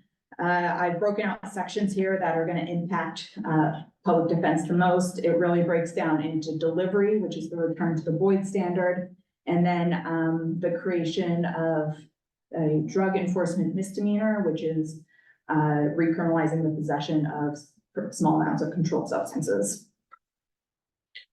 And I believe that this, Commissioner Wright, gets to the questions you were asking earlier about how we came to our numbers around how much impact we think this is gonna have. First, I'll start with delivery, although how we did both delivery and possession is fairly similar. We went back to 2019 numbers, pre-pandemic, pre-Boyd, pre-110, pre-everything. And we looked at the number of cases that our providers had reported in these types of delivery. And then we added a 10% inflation number just to account for population growth and also fentanyl rise, which is obviously dramatically increased since 2019. And then it was really just a matter of 2019 numbers minus 2023 numbers, plus that inflation rate equals the new charges that we think we're gonna see from 4002. And then you can also see them broken out by case type. The delivery in certain locations and the reevaluation of release guidelines also would likely have an impact on, if not number of cases, how many hours these cases are gonna take. But we frankly don't have the actual data or formulas to calculate that. So we did note it in our fiscal, but we didn't actually assign it a number. You can see similar process for the impacts of possession, although on possession cases, we added in deflection. House Bill 4002 sets up a deflection program. Well, it creates the ability for counties to set up a deflection program. It is optional for counties to decide to set up a deflection program. And yes. Sorry, on the upper right of the slide, should that be possession charges that's reported by providers? Yes, what does this say? Yeah, it does. That should say possession Okay, charges. that's what I thought. Okay. Yeah, sorry about that. So what we did for deflection is we assumed, especially once they made it optional for counties to start a deflection program, we assumed that 50% of counties would create a deflection program. And then, so 50% of possession charges will be offered deflection. Of those, 50% would be successful in completing that deflection and therefore not be referred to the criminal justice system. And need a public defender. So the math here, you can see our 2019 numbers. We added the 10% inflation. We reduced it by that 25% deflection, and that's how we arrived at our new charges from 4002. We also added, and I don't know if this chart necessarily shows it, but our fiscal that we presented did show it. We added a 5% collateral charge because we know that the increase, just involvement with law enforcement when they're searching for drugs is going to lead to other charges. Commissioner Wright, I know you asked something about how our numbers are different than other folks who have presented numbers about what they think this is gonna result in. And really that just comes down to the fact that we have different data sets, right? We're looking at our provider reported cases, and CJC is often looking at the outcomes of cases. And so we all kind of have different math, and I don't know which one of us is right. I kind of hope we're actually wrong on this one. It would be great if we were wrong on this one. But you know, I think we frankly needed to be really solid on this fiscal and really present the information we had to make sure that we weren't caught off guard when 4002 goes into effect. And Ms. Taylor, when you say the public defense caseload reporting is reporting of inputs to the system cases that at the point that they're assigned counsel, Whereas the CJC was looking at conviction rates, so that's outputs from the system. So we would expect our data to have higher numbers than the CJC data because not all of the cases that come into the system are gonna result in a conviction. So different part of the chain. Yeah, different part of the chain. I apologize, it's late in the day and it's warm here, my brain's kind of slow, but can we go back to the other slide? So why would you use 2019 possession numbers if you're also inflating for fentanyl? Why wouldn't you just use, when we know fentanyl was kind of peak hitting us, 2020 numbers or 2021 numbers?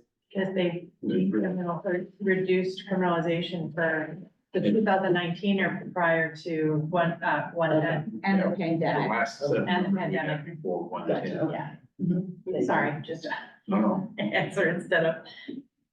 Math question for you. So looking at your estimates here on the possession, you were saying that we estimate 50% of the counties will have deflections, and of those 50%, 25%. What if 50% of those counties have deflections, but it includes all the biggest counties in the state? And so did you go county by county, or did you look at just, because if Washington County tells me they're gonna do it, Multnomah County tells me they're gonna do it, Marion County, so that's. Legislature said that they had commitments already. And would you just use that list? at least 22. Yeah. So I fully admit this deflection number is a total guess. But first of all, we had to turn in our fiscal Yeah. the same day that the amendments came out about deflection being optional, so we just kind of had to like go with what the information we had. And yeah, more counties, like 2/3 of counties have committed and they are the biggest counties, so that deflection number might be way larger, which would be fantastic. We want as many people deflected from the system as possible, because that means they won't need a public defender. Fair enough, I just wanted to Yes, understand. yeah. I think that's a very flexible number. Yeah, and it's a very conservative number on our part. Yeah, what they also told us is that of that 22 counties, that will bring in 80 to 85% of the population Yeah. of the state. But what we have to keep in mind is that it is optional. Right. And at this point, there's no deflection program that's established. CJC will be establishing what is best practices. And so you're going to have across the board, one county won't have deflection, two counties will, but they may not be exactly the same. Right. Who decides in the county whether to have deflection? The DA and the county commissioners really, yeah. And the county commissioners both? Sometimes. I mean, because the county commissioners were making commitments about treatment funds available and resources that were available. So it's really supposed to be a collaborative, But it's technically the county that determines if the program exists. It's the DA that determines if it's offered. Yeah. So yeah, but done. Yeah, so, and I think this kind of takes us into this next point. Our goal with this was really to create a very clear record of the fiscal and the workforce need that 4002 was gonna create. I think we knew right off the bat, like, well, we already have an unrepresented population that's eligible for lawyers and don't have them now. Adding to that, like, adding more people to the system isn't going to reduce that list. So we wanted to really make sure that we were being clear about how much this was going to cost and how many lawyers this was going to take.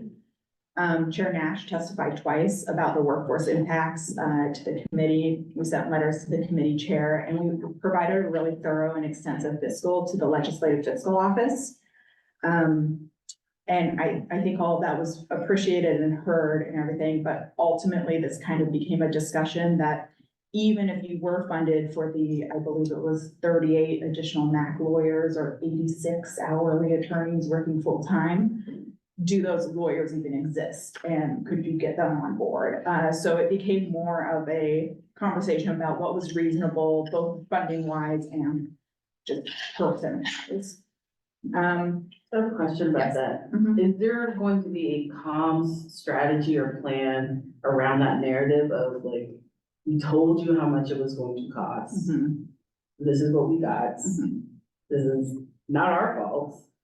And be very clear about that, because what I want to anticipate is the political kind of fallout potentially of this, and who's going to be left holding that bag. Well, we actually didn't tell him that. What we said is, this is how much it's going to cost, and even if you gave us all the money, we don't have the workforce. Fair. So I think the narrative really was it really was not, I'm not hedging, that the unrepresented list was gonna grow. That they were creating a bigger problem on the back end by this. And so they didn't fully fund us because we told them we didn't have the workforce.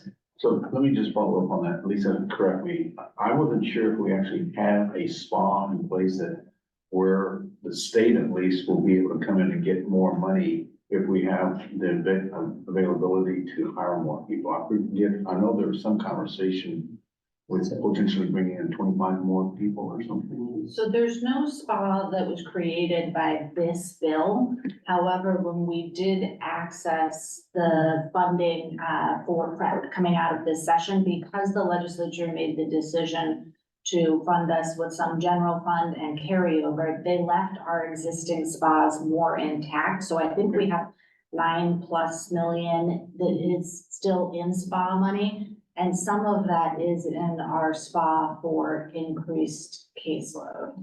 We actually used up all of our caseload spa, but we have a 6.2 general public defense spa that hasn't been touched. And we also have money remaining in our executive transition spa. And does that carry over, or like, I guess I'm just wondering, like, is that just money that is allocated to y'all, and like, we just asked against it and they disperse it? So, it's not our money, and I think legislative fiscal office would be very intent that we say this is not our money.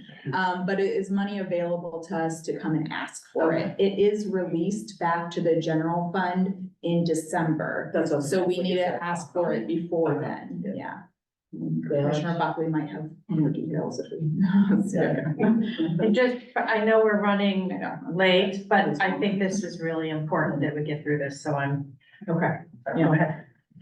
Okay, so, we worked, with legislative fiscal office, to kind of create a implementation strategy around 4002. Again, being really clear that this is a mitigation, not a solution. And that strategy involves increasing MAC attorneys, contracted attorneys, increasing hourly attorneys, adding more state employees, and adding case managers, and increasing pre-authorized expenses, so there's more available. And then, I think really importantly, the unrepresented list is part of that mitigation strategy. That list is just gonna grow under this bill. I don't think there's any way, I know there's not even for that. So these are the resources that we were given. All told, it's 12.7. I can't do that math real quickly, but, we have $3 million for MAC. This is going to come online in July, and it's focused on misdemeanor MACs to take up the misdemeanor cases coming from the possession charges. It equates to about 13 MAC or so. We have 3 million for hourly attorneys, 2.5 for additional state employees. So that's going to be, we're gonna be hiring misdemeanor level state trial office attorneys along with some support staff. 2 million for contract case managers, which, as you've heard today, the importance of case managers and all that they do. We're working right now about what that looks like and what those case managers look like, qualifications, things like that, and who has access to them, and whether those are through PAE or if they're embedded in law firms or nonprofits. And then an increase in pre-authorized expenses. Lisa, the 3 million for MAC in 4002, that's in addition for the 3 million in MAC that came out of our budget request that the agency made at the end of the cycle. So total, we got 6 million for additional MAC. I think 3 of that comes on in April and 3 of it comes on in July. Yeah, and the first 3 that comes on in April is for, well, it's not for anything specific, but it can be used for higher level MAC than misdemeanor qualified. Here is a rough breakout of the math. This is the math we use to get to these numbers, but I do want to say, like, this is an official math yet. So you can see should be able to get 23,000 additional attorney hours, 13 misdemeanor MAC, 8 deputy defenders, along with the support staff, which includes caseworkers in the state trial offices. And then 22 contracted case managers. So that's really exciting. As we've heard today, all this talk about case managers, and that's really something that we've been working towards for a while, to have case managers embedded in the public defense system. And I think this is probably a very important step. So before you move on from that, just put a little pin in this. You look at the numbers for the support staff here, this is not $75,000 a year, which is what the Moss Adams report had for support staff. So, Okay, I'm just, I will thank you. it's for not that. you, it's just Yeah, a little, that's good to. for us to kind of orient ourselves to that. Mhm. Question on that issue as well. I think looking at the state employees, is this one office, multiple offices? What is this? Yeah, so there's no specifics in the budget or budget report, but I believe the idea is that we would split those up between the northern and southern areas. But again, they weren't specific, so we could put them in the central area. They are specific for 4,002 implementation. And was the numbers for support staff, your legal secretary, discovery, or caseworker, is that considered like this is our standard for 8 lawyers? Is that how this was developed? I don't believe so. You can ask Mr. Amador actually about So, how the ask was developed. so the next question, this does not include any overhead costs for this. Let's say this is an 8-person office with this support staff, which is close, I think, to what it should be. But it doesn't include any overhead for anything else, except for personnel costs, correct? So this definitely wouldn't be like a new office. These folks would go into one of the existing, northern.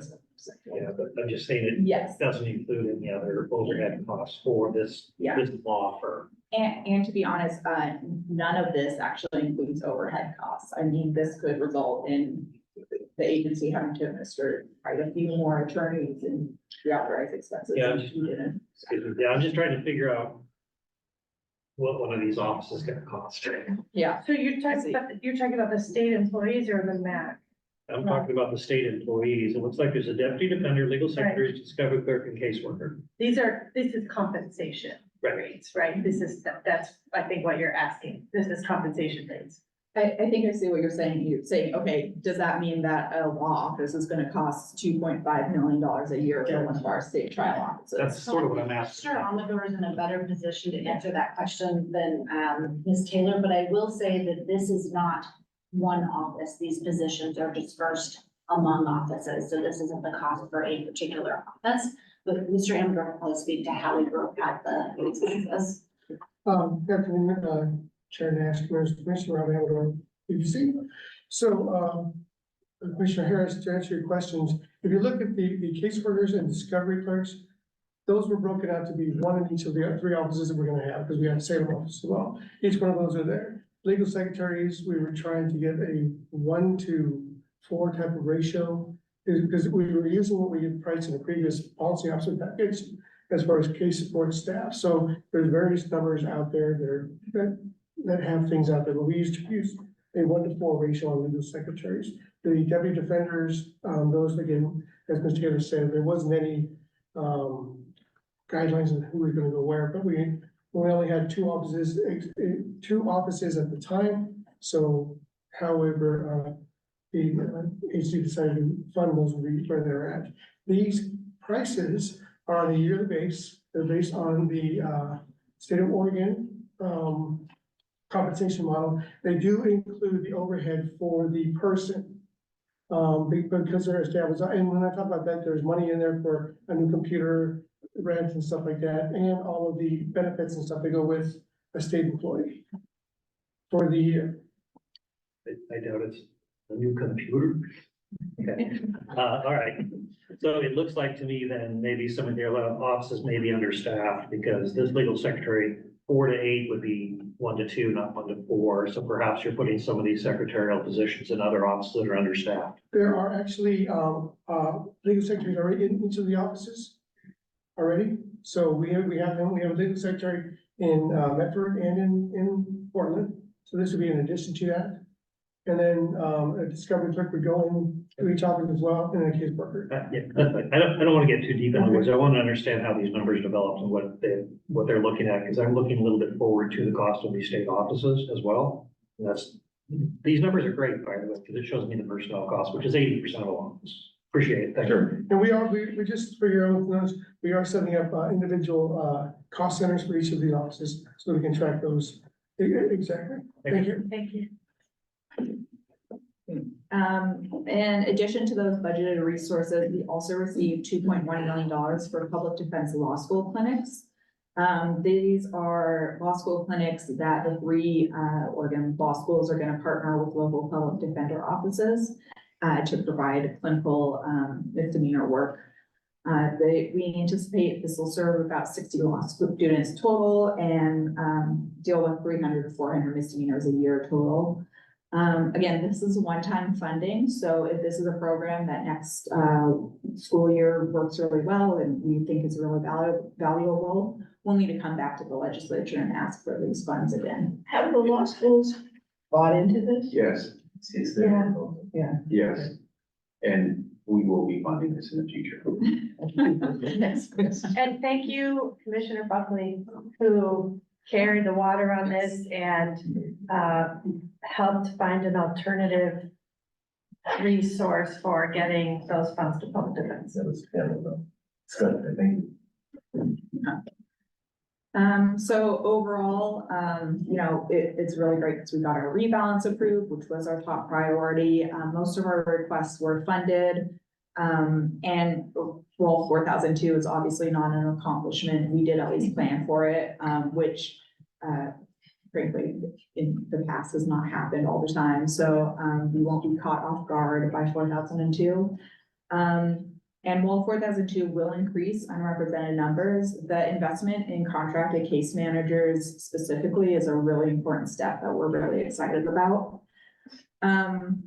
And then, of course, the additional state trial employees help us build towards the Senate Bill 337 goals, which have the 20% of public defenders by 2031. And then finally, not getting the 3 procurement staff positions could be really detrimental to us implementing contracts under the Department of Administrative Services rules that, since we're moving to the executive branch, we're gonna have to go through that whole legal process, which is much more complicated than what we've been doing so far. So we were really hoping to get people with procurement, executive branch experience in to help shepherd that process through. We've been talking about alternatives to that procurement process, and if we can get contracted or if we can come back in May or what the solution might be, so. Can we not use spa funds for that? I'd like to speak to that particular thing. So as we move from the judicial branch to the executive branch, we are going to become subject to DAS procurement rules. That transition happens in January of 2025. Our new provider contracts get signed in the spring of 2025, which means the process to negotiate our new provider contracts has to go through the DAS procurement process, which is new for the agency. That's not anything that we've ever done before. Our existing contracts are very different from executive branch contracts. So we expect this to be a major change in the way that we're contracting with providers. That's gonna impact a lot of people. It's gonna impact all of our people that have contracts with us. We had requested procurement staff to help with that had that executive branch experience.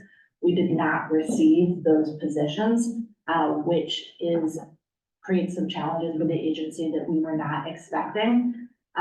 We are working right now to resolve that issue and looking at what options might be available to us in terms of potentially working with the Department of Justice to help develop the contracts, or other resources.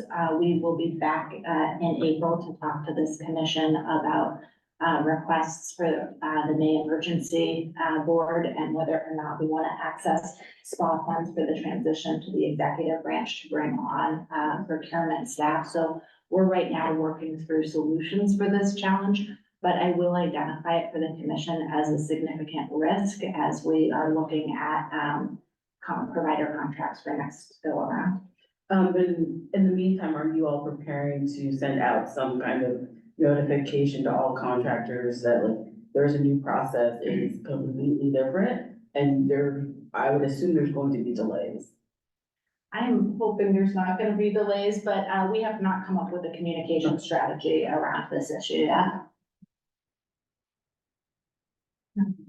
Do you want to talk about the IOLTA issue just briefly? Yeah, so an IOLTA is an interest on lawyer trust account. It is an account that all public defenders are required to have in the state by the Oregon State Bar. And it's an account that the client can give the lawyer money, they put it in this, they can try and do a civil agreement. I'm not a civil compromise, thank you. Because our new state trial attorneys are state employees, they can't just go down to the bank and open an account. And so if we try to work through this alternatively, but in the end, it was just, we needed the one. So Senator Krasansky had let us add a fix to the omnibus judiciary bill, and we were able to get that through. Any questions? All right, thank you. I know that was long, but it was really important that we'd be able to get through all that. So thank you very much. Lisa, thank you for all your work. during this Yes, session. thank you so much. Lisa was jumping around every day, doing something different throughout the session. It was, I guess that's normal, but man, it was stressful. Okay, so moving on to the director's report. Oh.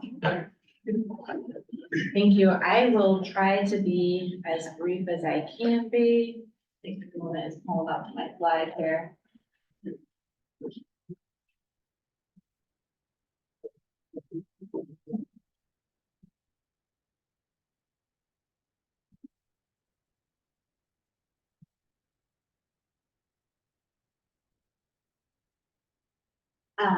So the agency has been bringing on a lot of new staff, and our new agency staff includes a new chief financial officer, a new facilities manager, a new communications specialist. Our compliance audit and performance unit has added 2 positions, one to the data team and a senior policy analyst. We are restarting our financial case management services project, and we have hired a project manager. We're contracting with a new project manager to help in that respect. Additionally, our accounting unit has brought on a new pre-authorized expense staff person and is looking to hire for 2 new staff people. So we're bringing on a lot of new agency staff right now. The main office in Salem, the main business services office in Salem, has just undergone a significant renovation to create space for our new Mid-Willamette Valley trial lawyers. So we are going through a remodel, which is just about done. And we will now have space for both the business services and the trial lawyers in that office. We also created a large conference room, so we'll have space for commission meetings in that office as well. We're working with our new communications specialist to increase our engagement with the provider community and with our staff.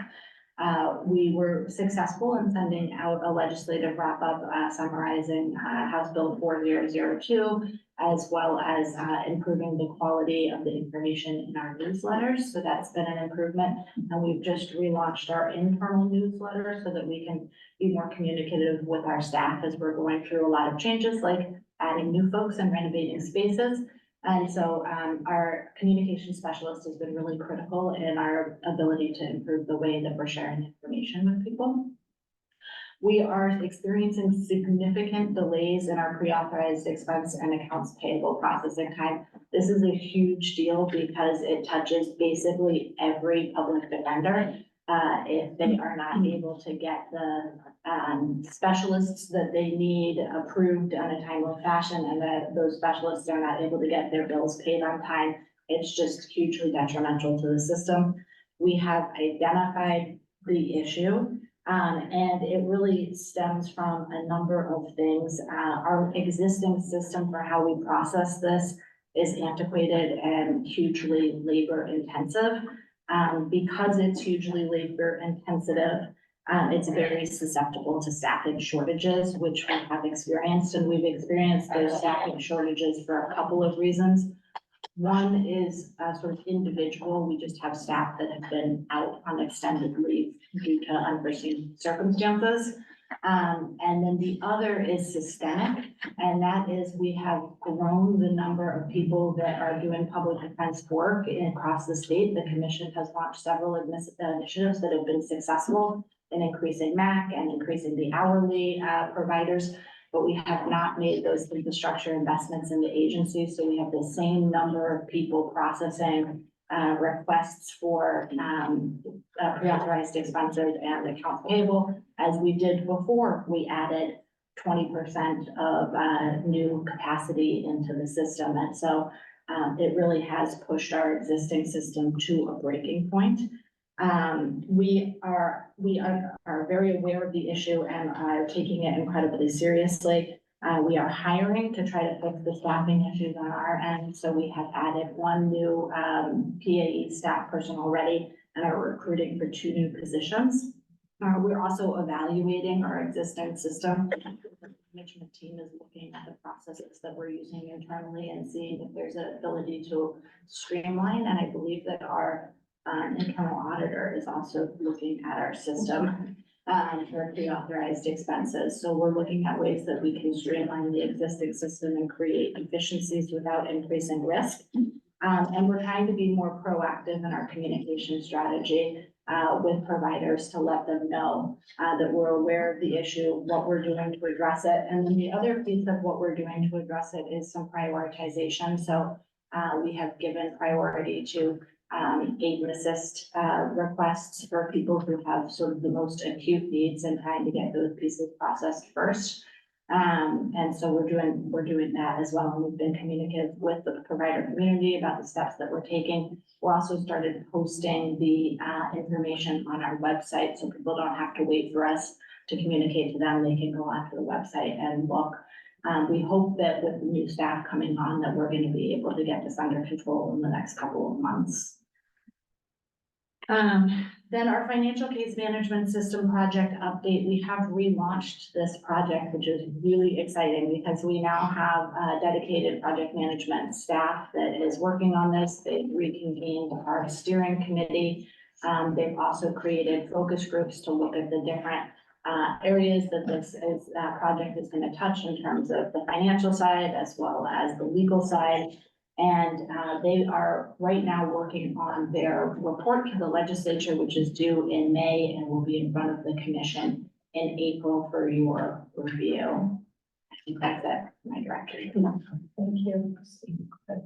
Director Campy, Thank you. will there be provider input into this case management, the financial case management system as it's being developed? Thank you, Commissioner Wright. Yes, I believe that part of the project management process is to involve provider input. We had previous steering and governance committees that did include commissioners as well as members of the provider community that worked on creating the original requirements for the system the last time we went through this process. That was valuable, but it was also not well executed by the agency in terms of really making good use of those folks' time. So I think we may have burnt out some of the very kind people who volunteered their time to participate in that process previously. They did add valuable insight, and so we would look to get that information first from them. It is most important to the agency to stand up the financial management system piece of this before the case management system piece, because as we move from the judicial branch of government to the executive branch of government. We are no longer going to be able to use the existing system that we have in place for billing, and so we need to have a new system in place. And we have extended the amount of time that the judicial system is going to support us to the end of the fiscal biennium. But at that point in time, we need to be fully functioning. Is there an aspirational goal that the agency has where they want this system online? I know you don't know when it's going to be there, but. December. But is there a goal where the agency is shooting for and say, this is when we would like to have this online? I am not prepared to answer that question right now, but I will talk with our project managers about the timeline and provide that to you. I think it will likely be in the report that we're providing you for April in terms of the project managers' timelines, because that's what they do, right? They work back from the implementation date and all of the steps that need to be taken to get there. There's a lot of nervousness among rural Oregon practitioners about the switch to an hourly model away from contract models and about the agency's ability to timely pay those practitioners. And I think the transition into this program would soften that. And understanding when we're gonna get there, I think will get us to that point where we can get to a better comfort level. Thank you. That is helpful feedback to have, especially around the need to have engagement and conversation and they let people know where we're at so that they can make plans for their own business processes. I had neglected to note in my report, but wanted to state that with regard to the PAE, our teams are hosting office hours. So April 9th from noon to 1 and April 23rd from 2 to 3. We'll be doing office hours for people on pre-authorized expenses. That is going to formally go out in our March 25th newsletter, so people will get formal notice about that. And then the last thing I had in my director's report was confirming that our next commission meeting dates, April 17th, which will be a virtual commission meeting from 9 to 1, May 8th, which will be virtual from 9 to 1, June 13th, which will be in person in Bend from 9 to noon, and July 24th, which will be virtual from 9 to 1. What was the July? July 24th. So we had talked yesterday about needing either more or longer meetings in order to meet the timeline for the strategic planning report. And so the times that you just announced don't take that into account. So if we are going to be needing more or longer meetings, as I said yesterday, it would be good to know that sooner rather than later so we can get it on our calendars. Is there a plan for doing that? Well, I mean, Director Campy and I can talk about that, but frankly, not until right before the April 17th meeting. So we probably shouldn't plan for that to be longer because getting a little ahead of ourselves, I was going to kind of list what I think preview what's going to happen in April. I can do that. Then I had some questions of some comments about Director Campy's report. I mean, on my list for things that we're going to need to talk about in April are just starting the discussion about increasing or extending the FIT program. Because if we talk about it in April, well, we can vote on it in May because it's supposed to expire in June. And we need to Chair talk about Nash, that. you would need to discuss it and vote on it in April because Well, it would because have the to e-board. be before in our materials by April 22nd Right. for the May e-board. Right, sorry about that. So we need to talk about that. We need to go over the bylaws and approve those. We need to approve all those legislative reports, which are substantial. We need to go over the revised 6-year plan, and we need to elect a vice chair. So I'm soliciting, I have one person who said that they would like to do it, and I'm very happy with the person who's said they'd like to do it, Rob, but if somebody else is interested, I want to leave it open for other people to put their hat in the ring to check, making your head. So, but we do need to take care of that. So I do think we probably need more time because we have the usual things we need to talk about in April as well.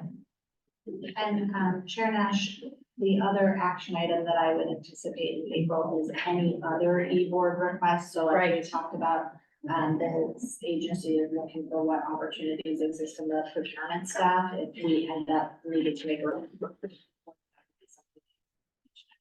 Yes.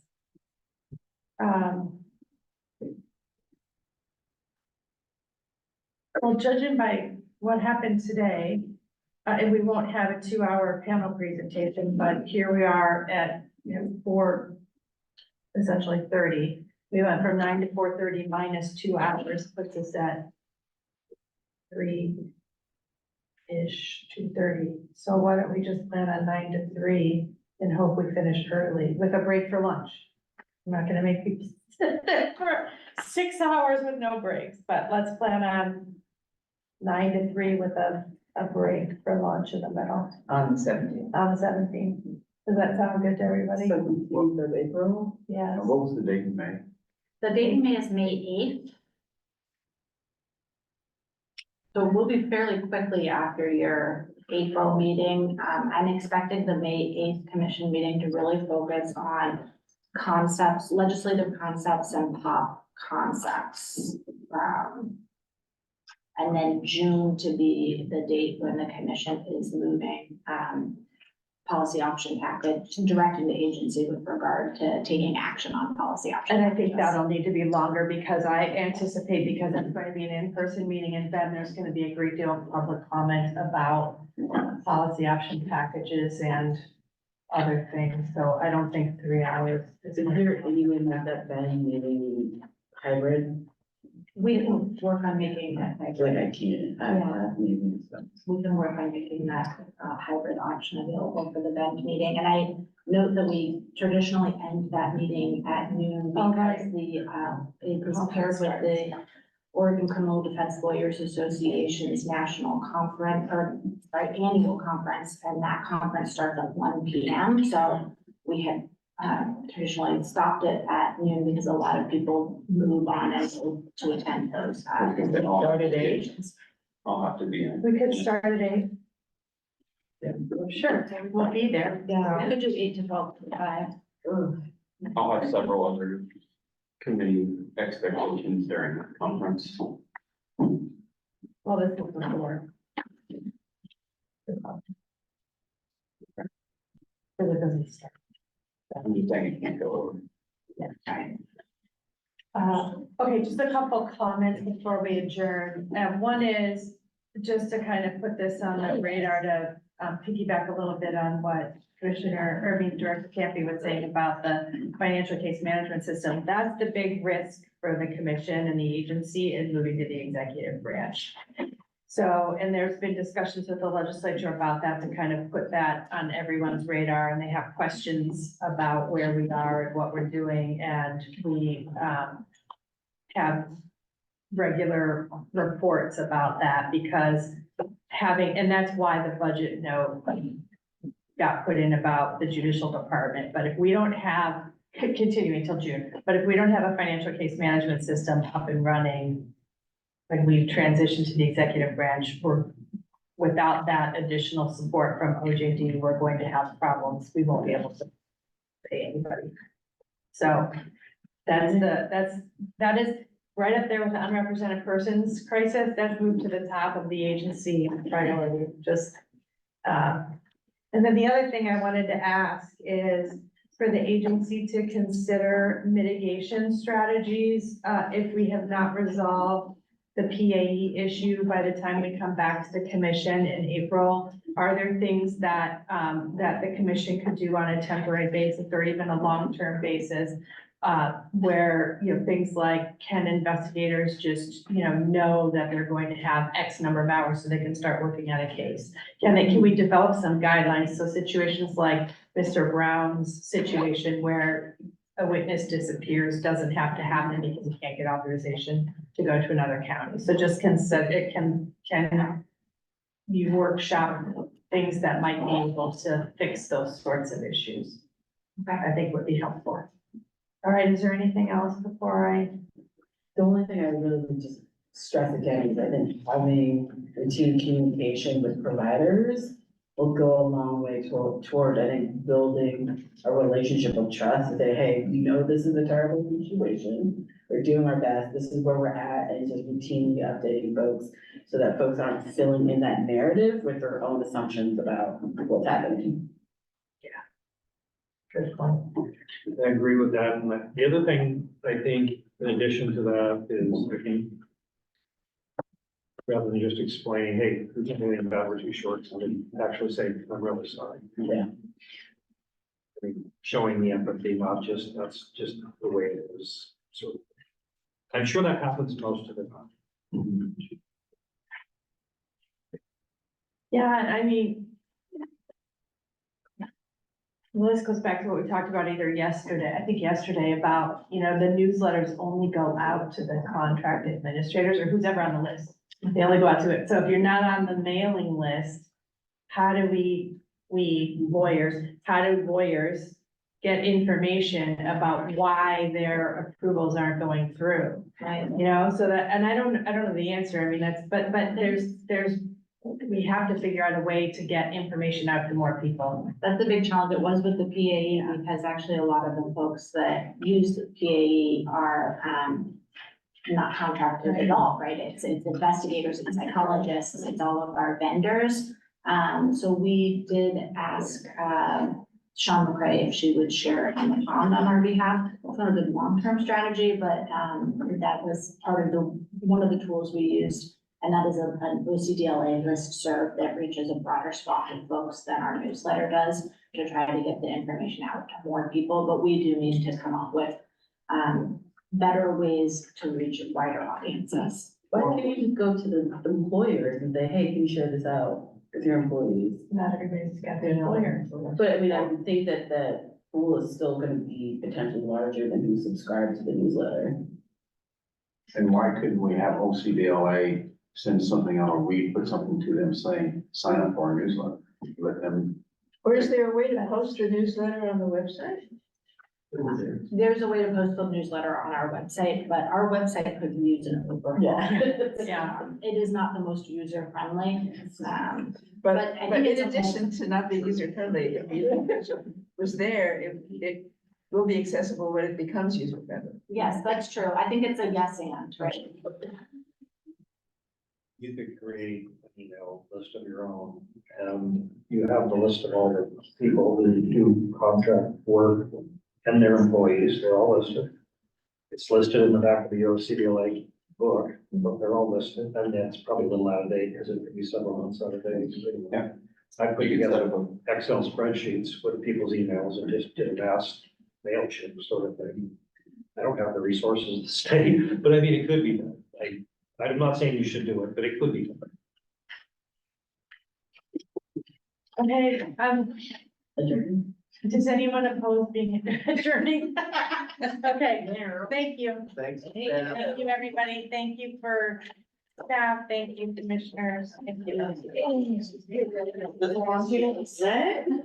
Yes. You already did. Yeah.